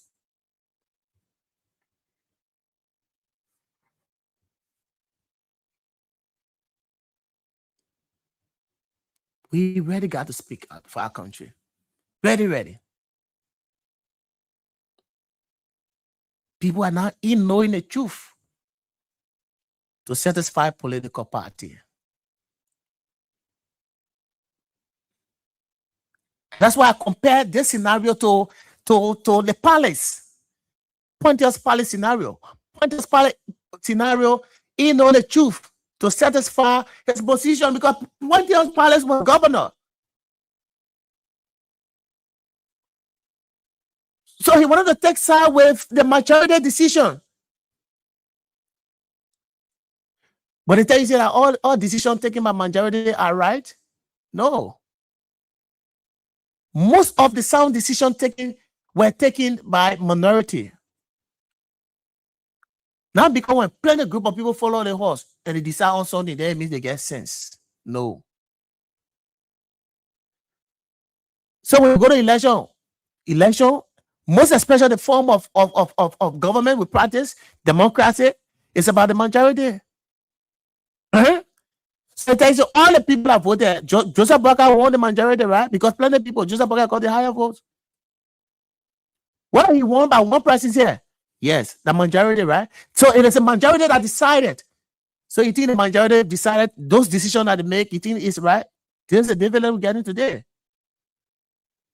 And they were minority because they didn't have the number to have their candidate to the position. That's why today they set back. But their decision could be right. But democracy is about the number. Not because when plenty of people make decisions, those decisions as right or okay. Sometimes they make the wrong decision. But those decisions are controlled by a group. That when plenty of people go on inside, they even say, okay, the man, they will kill the man. When the man should not be killed. Because like plenty of people can decide. The majority is based on numbers. It's not basically about logic. And that's how it is. When you have majority, it's about numbers. It's not about logic. There's a difference between majority and ideas. They're far, two different things. They're far from one another. You can have few handful of people that will make rightful decision, and you have whole full of people that could make wrong decision. So different between making rational decision and a group of people going one side to say, oh, this is our side.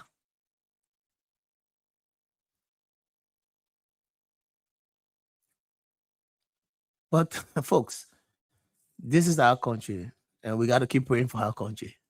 We just got to keep praying. We just got to keep praying for our country. And we're not give up. Yes. Yes.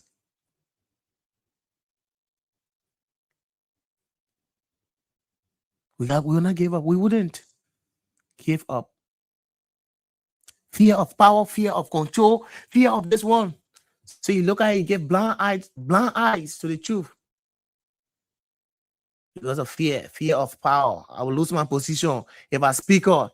My church member, my church will not be full. My congregation, if I speak out, politicians will not get me tired. They will not go to my church again. They will not donate. There will be no donation. I will lose connection with the government. The government will not support me. Wow. I didn't think so. Mandela then would not have gone to jail for 27 years. They would not have left their families to go to jail. Other leaders. Let's do it like, bro, this is our country. So let me read out something quickly. Then we can go to the lines and pick your calls, right? And I think today there was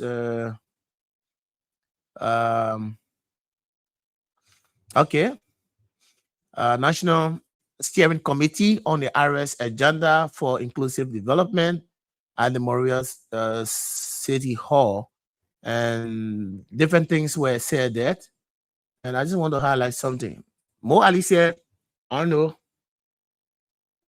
how many persons. Yeah. Well, therefore, I'll read that out for you. Did you listen to Sando? Daniel Sando? Say, Senator Amara Kone masterminded both 2017 and 2023 elections. Then 2017 and 2023. So why are they criticizing? It was a very Amara Kone yesterday. The hero yesterday, today is what? 0. So the UP folks who were holding Amara Kone yesterday, because Amara Kone don't want to be like Palit, Amara Kone don't want to be like those fools who know the truth because of belly, because of their stomach, because of what they want to get, because they don't want to lose power, fear of power, the fear of contacts, fear of connections. Those fools. Senator Kone don't want to be one of them. So he's speaking out to them now. The United Parties has gone against him. They criticizing him. They call him all sort of names.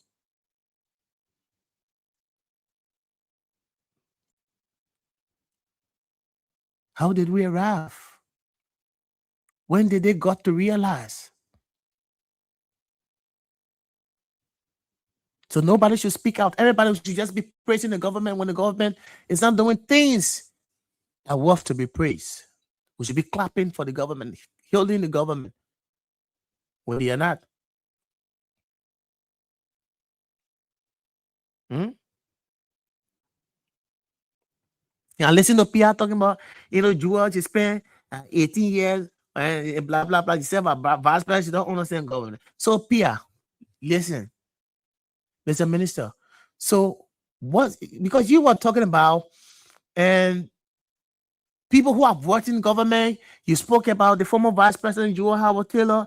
You also spoke to Edwin Snow, a recent outburst about the government, saying that these people are working in government. In fact, why would Snow be in government and pray for the government, to fail because Snow does not understand the governance. He's forgetting that he's part of the government. And blah, blah, blah. Yes, Snow could be part of the government, but that does not negate the fact that if the government fails or if the government does wrong, Snow shouldn't speak out. He has the right, he has every right to speak out as a citizen. Why the truth that Snow is a senator, he's also a citizen of this country? Because if anything goes wrong, it will affect all of us. Who told you that you can be in government and say the truth? When the government is failing, when the government is not doing the right thing, who told you that you can't be in government? Yes, there are 3 separate branches. We have the legislature, the judiciary, the executive. They have separate functions. The legislature makes the law, the judiciary interprets, the executive enforces the law. So it takes somebody from the executive cannot speak out against the government. Somebody from the legislature, when the government is filthy, it tells you they don't have the right. Then it means that they don't understand governance. Is that your understanding? Is that the concept? Is that your understanding of governance? That once you are working in the government, while you are elected by your constituents, and you honor the first branch of government, and the government is doing wrong, the government is bringing justice in the country, you shouldn't talk about it. If you talk about it, then it's wrong. No, if that's your understanding about governance, then it's wrong, Mr. Minister. You got to rethink. You got to rethink. It's right. You can be part of the government and speak. The fight, speaking the truth, it's not that you are against. So if your child does wrong, and take the rattan and whip that child, and take the key and switch that child, is it that you don't like the child? No, it doesn't mean you don't like the child. But what you are doing, you are setting precedent.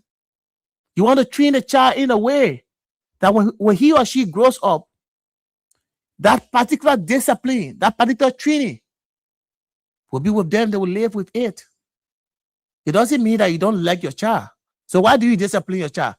So if your child is going astray, so you just let them go anyway, so you're not bringing them to check? No. You got to bring them to check. You got to show them the way. It's better to say the truth and say, Mama, what you did is wrong, or what you're doing is wrong. How can we fix it? Then you find a way forward to see how you can resolve it, how you can work on it. Because if people don't criticize the government, if people don't speak against ills in the government, you'll feel that the government will be complacent. The government will feel that they are doing everything they're doing is okay. They are right. So they have every right to speak. Every right. They have every right to speak. It's not wrong. You can be from the executive and speak. You can be from the judiciary. And most, especially people from the legislature, most of them, not even most, but all of them were appointed. Not appointed, but elected. They were not appointed by your government. They were elected. So they are there. So their responsibility is to their people, to their constituents. Those people who elected them, they have a responsibility to them, not you. So they could choose to default with your government. They're not forced to support your government. They have their own agenda. You have your own agenda. They were elected by the people. So they were elected by the people of Bombay County. And now you're not appointing Snow. You don't have no control. That's why you can't dismiss Snow. You can't suspend Snow. You don't have that power because you elected. Snow was elected. The only people you have control on, people that are supposed to work according to your will and pleasure, are those appointees, those people who were appointed by you, not people who were elected. Those from the legislature were elected by their constituents, the different constituencies they represent. So you think they can't be praising your government?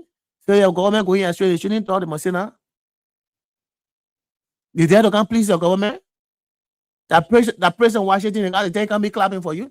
First, let's go to the line and pick your calls. 0772-23-99-33, 0777-98-03-75, 0886-30-44-97. Let's pick your calls right now. I think the first call, this person's on the line here. Okay, the person slipped. 077-233-9933, 0777-980375. And we have 0886-34-4497. And you can keep your calls coming, so you can pick your calls, and we can make your day on this presentation. But first, these are things that are happening in the country. We got to keep praying for our country. We got to keep praying for our country. Yes. Let's go to the line. Hello. Yeah, good evening, Major. Good evening. What's your name? The name is William Jeffrey, the official spokesperson for the Venezuela movement at Johnny Okawa. Yeah, William, let's hear you. Go ahead. Thank you so much for the many talking points. But again, my brother, I kind of it bad for me every day to see somebody who just say that they're government for a long time, acting the first time, just handing out of matter. You see, because when you got experience, you got to know, though the government will not run by you alone, no. But your appointment, your position on things, it will show that you're being government for long. Or when I see by the government, President Baga, I mean, just getting government, and this is wrong by our country. Because everything on President Baga is coming in, everything is falling up, and this is wrong by our country. You can't do that as an old man. Yeah, everything is not correct. Nothing going good. Thank you. Okay, Wulu, thank you. Thank you. Let's move next to the next caller. Good evening. Good evening, my brother. Good evening. Everybody, good evening.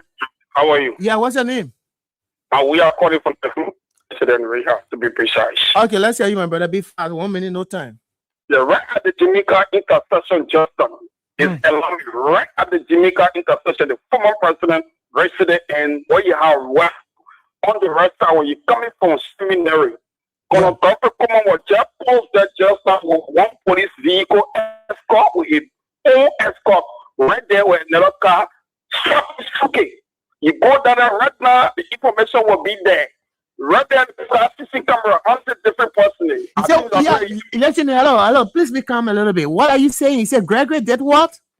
Right at the intersection. Rehab? Are you talking about rehab intersection? Jamaica Resource. Okay, Jamaica. Okay, Jamaica Resource. Just please, what they got in the barber shop, he called my sabu every day. Right there. He stopped there just now. When he did on new private order, he swapped or suke just now. So I called my friend who is Sandra Simple who lives there. I said, there's a police car passing down there with another 2 jeep. The message I am come. I say, thank God ABU show. I come in a little complaint that ABU hearing. No, that's not the issue. The issue is CDC and he came on Ellie. Ellie May, we are harvesting. They want to see the show, but I just tell people and Zaza. President, we are first year after different minister. It was granted. Your president, we are the big brother and small brother. He respected you, respected him. For trained by the United States, and you are military to this country. But I need to tell you, this now a set up to the DA director is not possible because you don't know the street. You never know the street. You gotta know everything about Josh. Like the baby command, he know the street. Even for the know the street, but he pass on it. And you, Zaza, you keep on doing Manchester, you're military, and never let see you on the street because just to be just, you got to know the street and you got to be suited to the street. So I just getting you.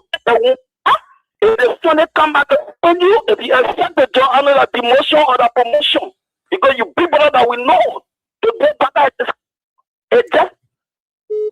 Okay, my brother, let's hold you. There are too many calls coming. No time. We don't have time, but we will definitely authenticate that information in relation to what you said. Gregory, the police IG, did there at the Jamaica Resort intersection. We'll try to verify that information.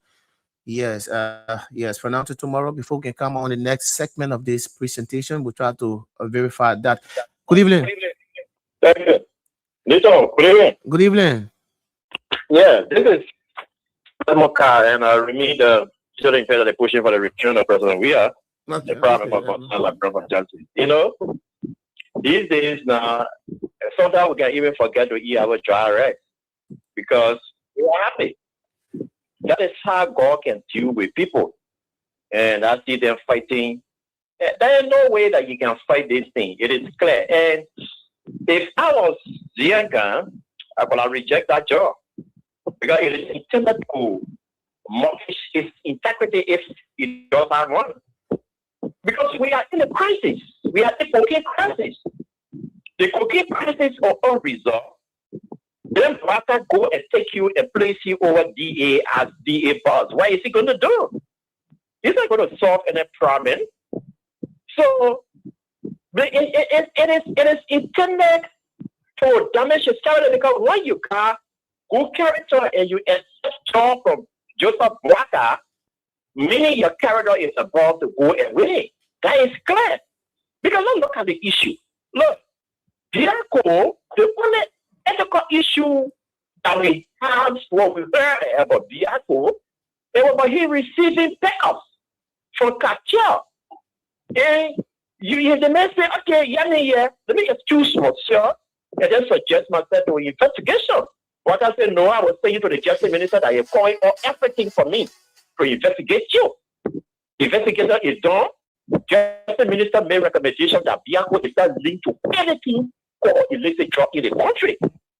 But then you want us to think stupid, but we are not stupid. You telling us that the man is not linked to the drug issue, but you have suspended him and suggest him for detailed investigation. Those kind of words are intended to play on the mind of the Liberian people, and we should call those of us who are in the opposition, wipe away, wipe with the Unity Party people that have decided to bury their hair in the sand. Wipe with us. Because the only ethical issue we heard about it was about Pekka. But since they made a investigator, why couldn't have appointed him as the proper officer for the DA? But you suspended him according to you, subject you to investigation only because he was not linked. This is clear. These are also validated. The belief of the Liberian people, which was scored, they were validated by Gregory Coma, that higher are involved in the drug issue. So if you press on Biako going to call on him. So instead of us pushing Biako, suspend Biako, let it be passing around here, so we are investigating him, so that all of us can be saved because, like someone always saying on their show, it is about 2029, not protect the government interest, not protect the government. That is a charade. And I have also been thinking on an appointment that was made by the president to bring Tilipasi in the same position, and then you take the lady he made an operation, the precious lady he made an operation, Prince Baruba, who have been in the police sector for a very long time, you take it, you make it administration. After the lady could have been administration, you say Prince Baruba operation is an experienced policeman to operation, but now my question now I'm gradually getting the answer of my question. And so the answer that has fluctuating in our death now is that the precious lady, she is having an intimate relationship with the EPA boss around the president. So once she got relationship, and Leslie got relationship with the EPA boss saying gay, so he is the one that made a recommendation to the president. So send the lady as operation so that she will be on the team and continuously cover all the cartel operation while Zega will be sitting down there and not doing anything that go on around it. This is what we have said. That Zega did not reject that appointment because it is intended to run its integrity in the mud. They did that to track it because in fact he been in the government because he's a military advisor. Sitting there as a military advisor, the Guineans are our land, the Guineans are close to our land. Is he doing anything about it? So what can he do at the DA? But if you say to physicians and supporters and reactions, those are us who follow the president, don't keep pressing on them. There is no need for complacency right now. Thank you, Edmond Carr. Let's keep pressing on them. I love that. Let's keep pressing on them. Hello, Mr. Nimle is on the line. Mr. Emmanuel Nimle, it's good to have you on the show tonight. Welcome. Yeah, thank you, Nito. And my greeting to the entire team, especially for the boss himself, David William, the godsend. I really appreciate you for the topic tonight. And, my gratitude. Thank you. Nito, Liberia, the position of Liberia right now, Liberia, I don't understand whether Liberia will ever survive certain recommendation when it comes to international or issue, because this drug issue, if the government was fighting the drug issue fairly, it was going to help the country. But the thing is broad. Everybody see it how it look like. The government is fighting the drugs with that kind of a partial gain, and they try to make other people to become a sacrificial lamb. And there were the mistakes when they try to make those kind of a mistake by making one person a sacrificial lamb. There were the whole thing was blew up, and they said we had nowhere to put their faces. And one thing I can tell the Unity Party, because we in the United States, we understand a lot of things and we observe a lot of things. One good thing is that I see the Unity Party struggling to carry on some clandestine act when it comes to 2029. When the Liberian people in 2029, when the Liberian people reject the Unity Party, let the Unity Party pretend the Liberian people country over to them. Whoever the Liberian people elect as the president, let Christian Braga do the best and turn the people country over. You should not, because one thing I do know is that the Joseph Braga will not remain there to cross 2029. And when you try something that not in the favor of the Liberian people, it will bring problem. The Liberian people will resist it. Black people will try all his best, and it will not work. And we don't want our country to drag back into those dark days. So that is the issue with the Unity Party. But our own drug issue, brother, I can tell you for free, and that statement that Brother Coleman used, that he said high-level government official, from every part of government, even some of them, they are shocked right now. I don't just want to accuse anybody right now with all baby evidence, but we know what is unfolding. There are people who nothing have their own people in our country from the higher ups. They all included. They receive car, all of them. Every part of branch of government that they are the head of every branch of government that you know, that you and myself know, all of them receive grant. And that whole game is a serious cartel, and it's embarrassing. No other way that they can come up to say anything. I just really appreciate the King Esther Sunday, and I also want to extend my greeting to our president, President George Emmanuel Weah. God is with you, don't worry. Nobody can do anything to you. I think God is on your side. Every good thing is on your side. Thank you, and thank you so much. On Luton, I changed my number and I changed the pay. So just that number, and then you call me on the show that you can get it sold. Yeah. Thank you, and thank you for the show. All right, Mr. Smith, thank you so much. All right, so let's go to the line. Hello. Hello. Yes, hello. Yeah, Nathan, how you coming up? I'm okay, brother. What's your name? Yeah, this is Fanny here, the 1 million years and follower of Abraham Goshen.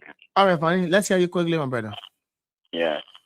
You see, Brother Nathan, the country that we're in today, we have very devastated about the leadership that in power today. When I look at Mama Labrador today, our country had been denigrated in the mud. Our country has been dressed in the mud. Today, on the national scene, our country has been denigrated to the extent we don't have no integrity today. Our country has no integrity because look at the news. Look at on social media today. When you look at our country, how the government has portrayed our country. Today, young people have no future in this country again. We don't have no future. We even start thinking about our children and future now. Because for us, we don't have no future, no way to go, nothing for us to do. Today, everybody, we are just in limbo. That the kind of way our country is today. Just are taking our country, just have become a pandemic, just have become a kikon for our country today. Our country has turned to a hub for just cartel. All our government officials, they are handing everything in the cookie jar today. Are you killing me? Today, the government was portrayed that they coming to eradicate just today. Somebody they can accuse the person, they can say the person that the accuser passing. They are hand singing around the country. They are eating hamburgers around here today. It's very bad for us today. Thank you, Bonito. All right, 1 minute, 1 minute. So I'll take 2 more calls if we can. Then we make your day on this presentation. I'll take 2 more calls. Okay, beginning of this person. Good evening. Yes, good evening. Yes, good evening. What's your name? Yeah, my name is Alvin Chi, and I call you from Symphony, Gamma Creek. Yes. Let me say thank you very much for your efforts. And let me extend my thanks and appreciation to my big brother Emon Carr for his hard work. My brother stood to the issue. My brother, is in all the retrospect, during 2023 election, during the campaign period, I can still remember that time when the party launched their campaign on APS. In President Obama's speech, he said, and I quote, "If it costs me to work with the devil to become president, I will work with the devil to become president." Anybody can go back, even YouTube, anybody can go back to that speech. He said it. You must know the devil you're talking about. It is possible. It was a thing, just money. He was talking about. You getting me? And again, because when you go back to that speech, he said that if it costs you to work with the devil to become president, you're going to work with the devil. So we ask ourselves, the devil that you were referring to, I believe it was a thing, just. You getting me?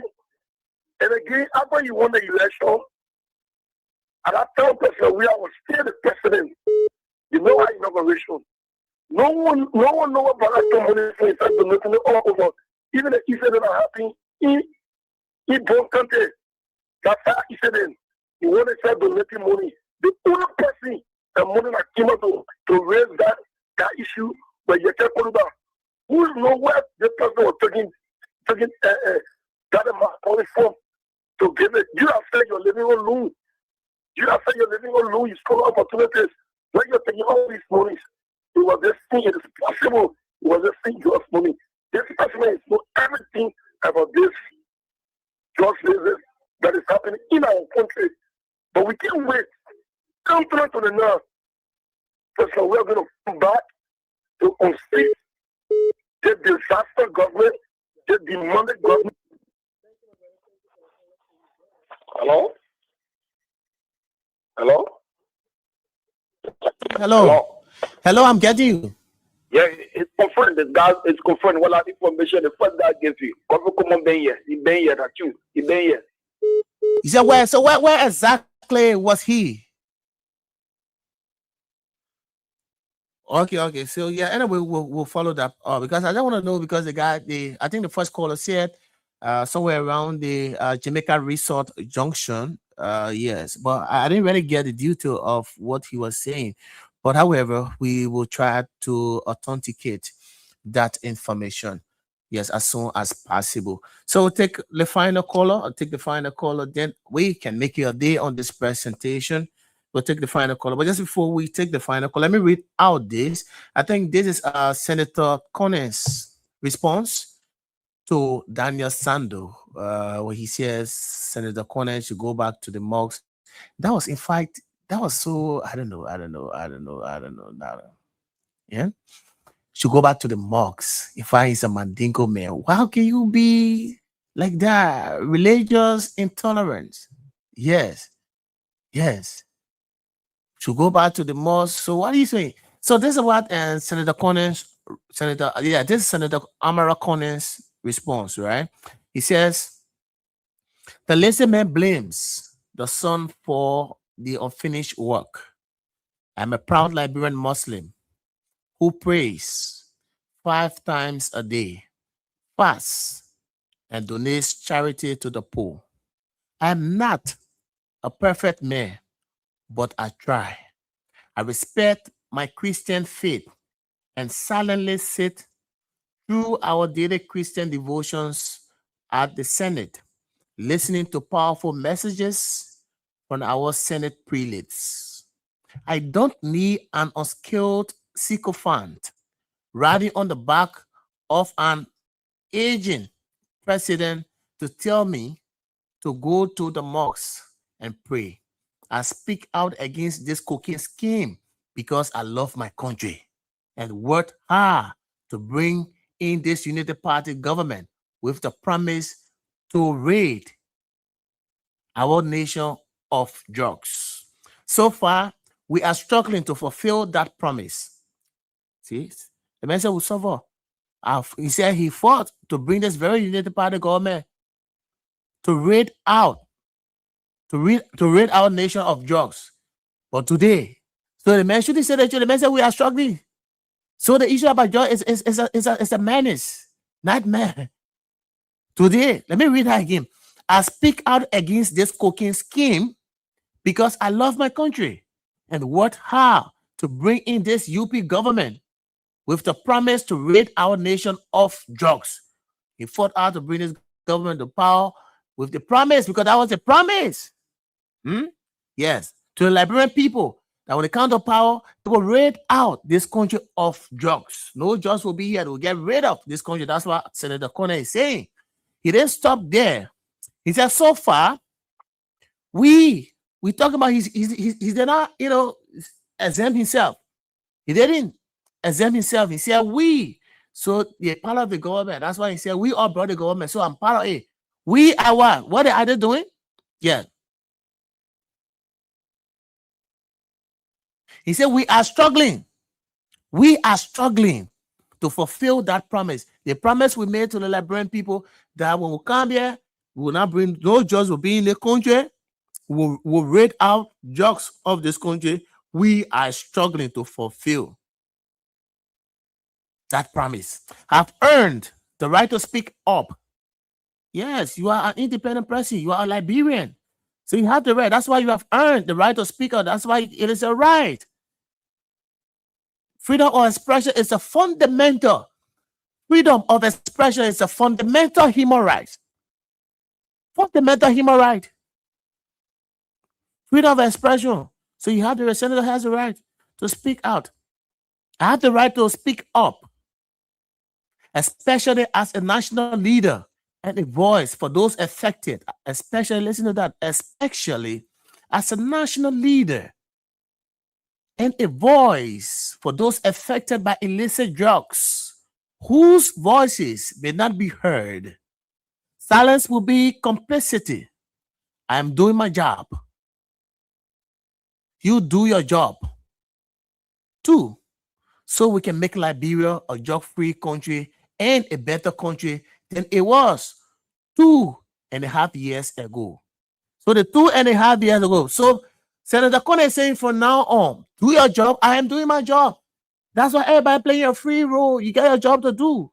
I have my job to do. Do your job. I do my job. So we can make Liberia a drug-free country than it was for the past 2.5 years ago. And what is the 2.5 years ago that Senator Cornyn is talking about? The 2.5 years that United Party, has spent in power. That I was just calculating that only 2.5 years, 2 years, 8 months that Senator Cornyn is talking about. So Senator Cornyn has acknowledged rampant drugs, influx of drugs in the country.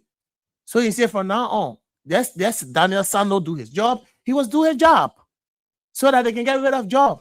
Then the way it was rampant 2.5 years ago under the United Party government. So folks, I see you. That's my name is Newton Tokba. Many thanks to Teacher Light. I'm sure Teacher Light will have loved to be here because I'm sure the meeting and the time he expected to have left he didn't meet up with that time. I think I'm quite sure that's the reason why he didn't show up. But Teacher Lai will be here, however, tomorrow on tomorrow's edition of the program, Face the Issues. Thanks ever so much for being there until we are back here. Again, my name is Newton. Talk about Harvest at the present. Good night. Bye-bye.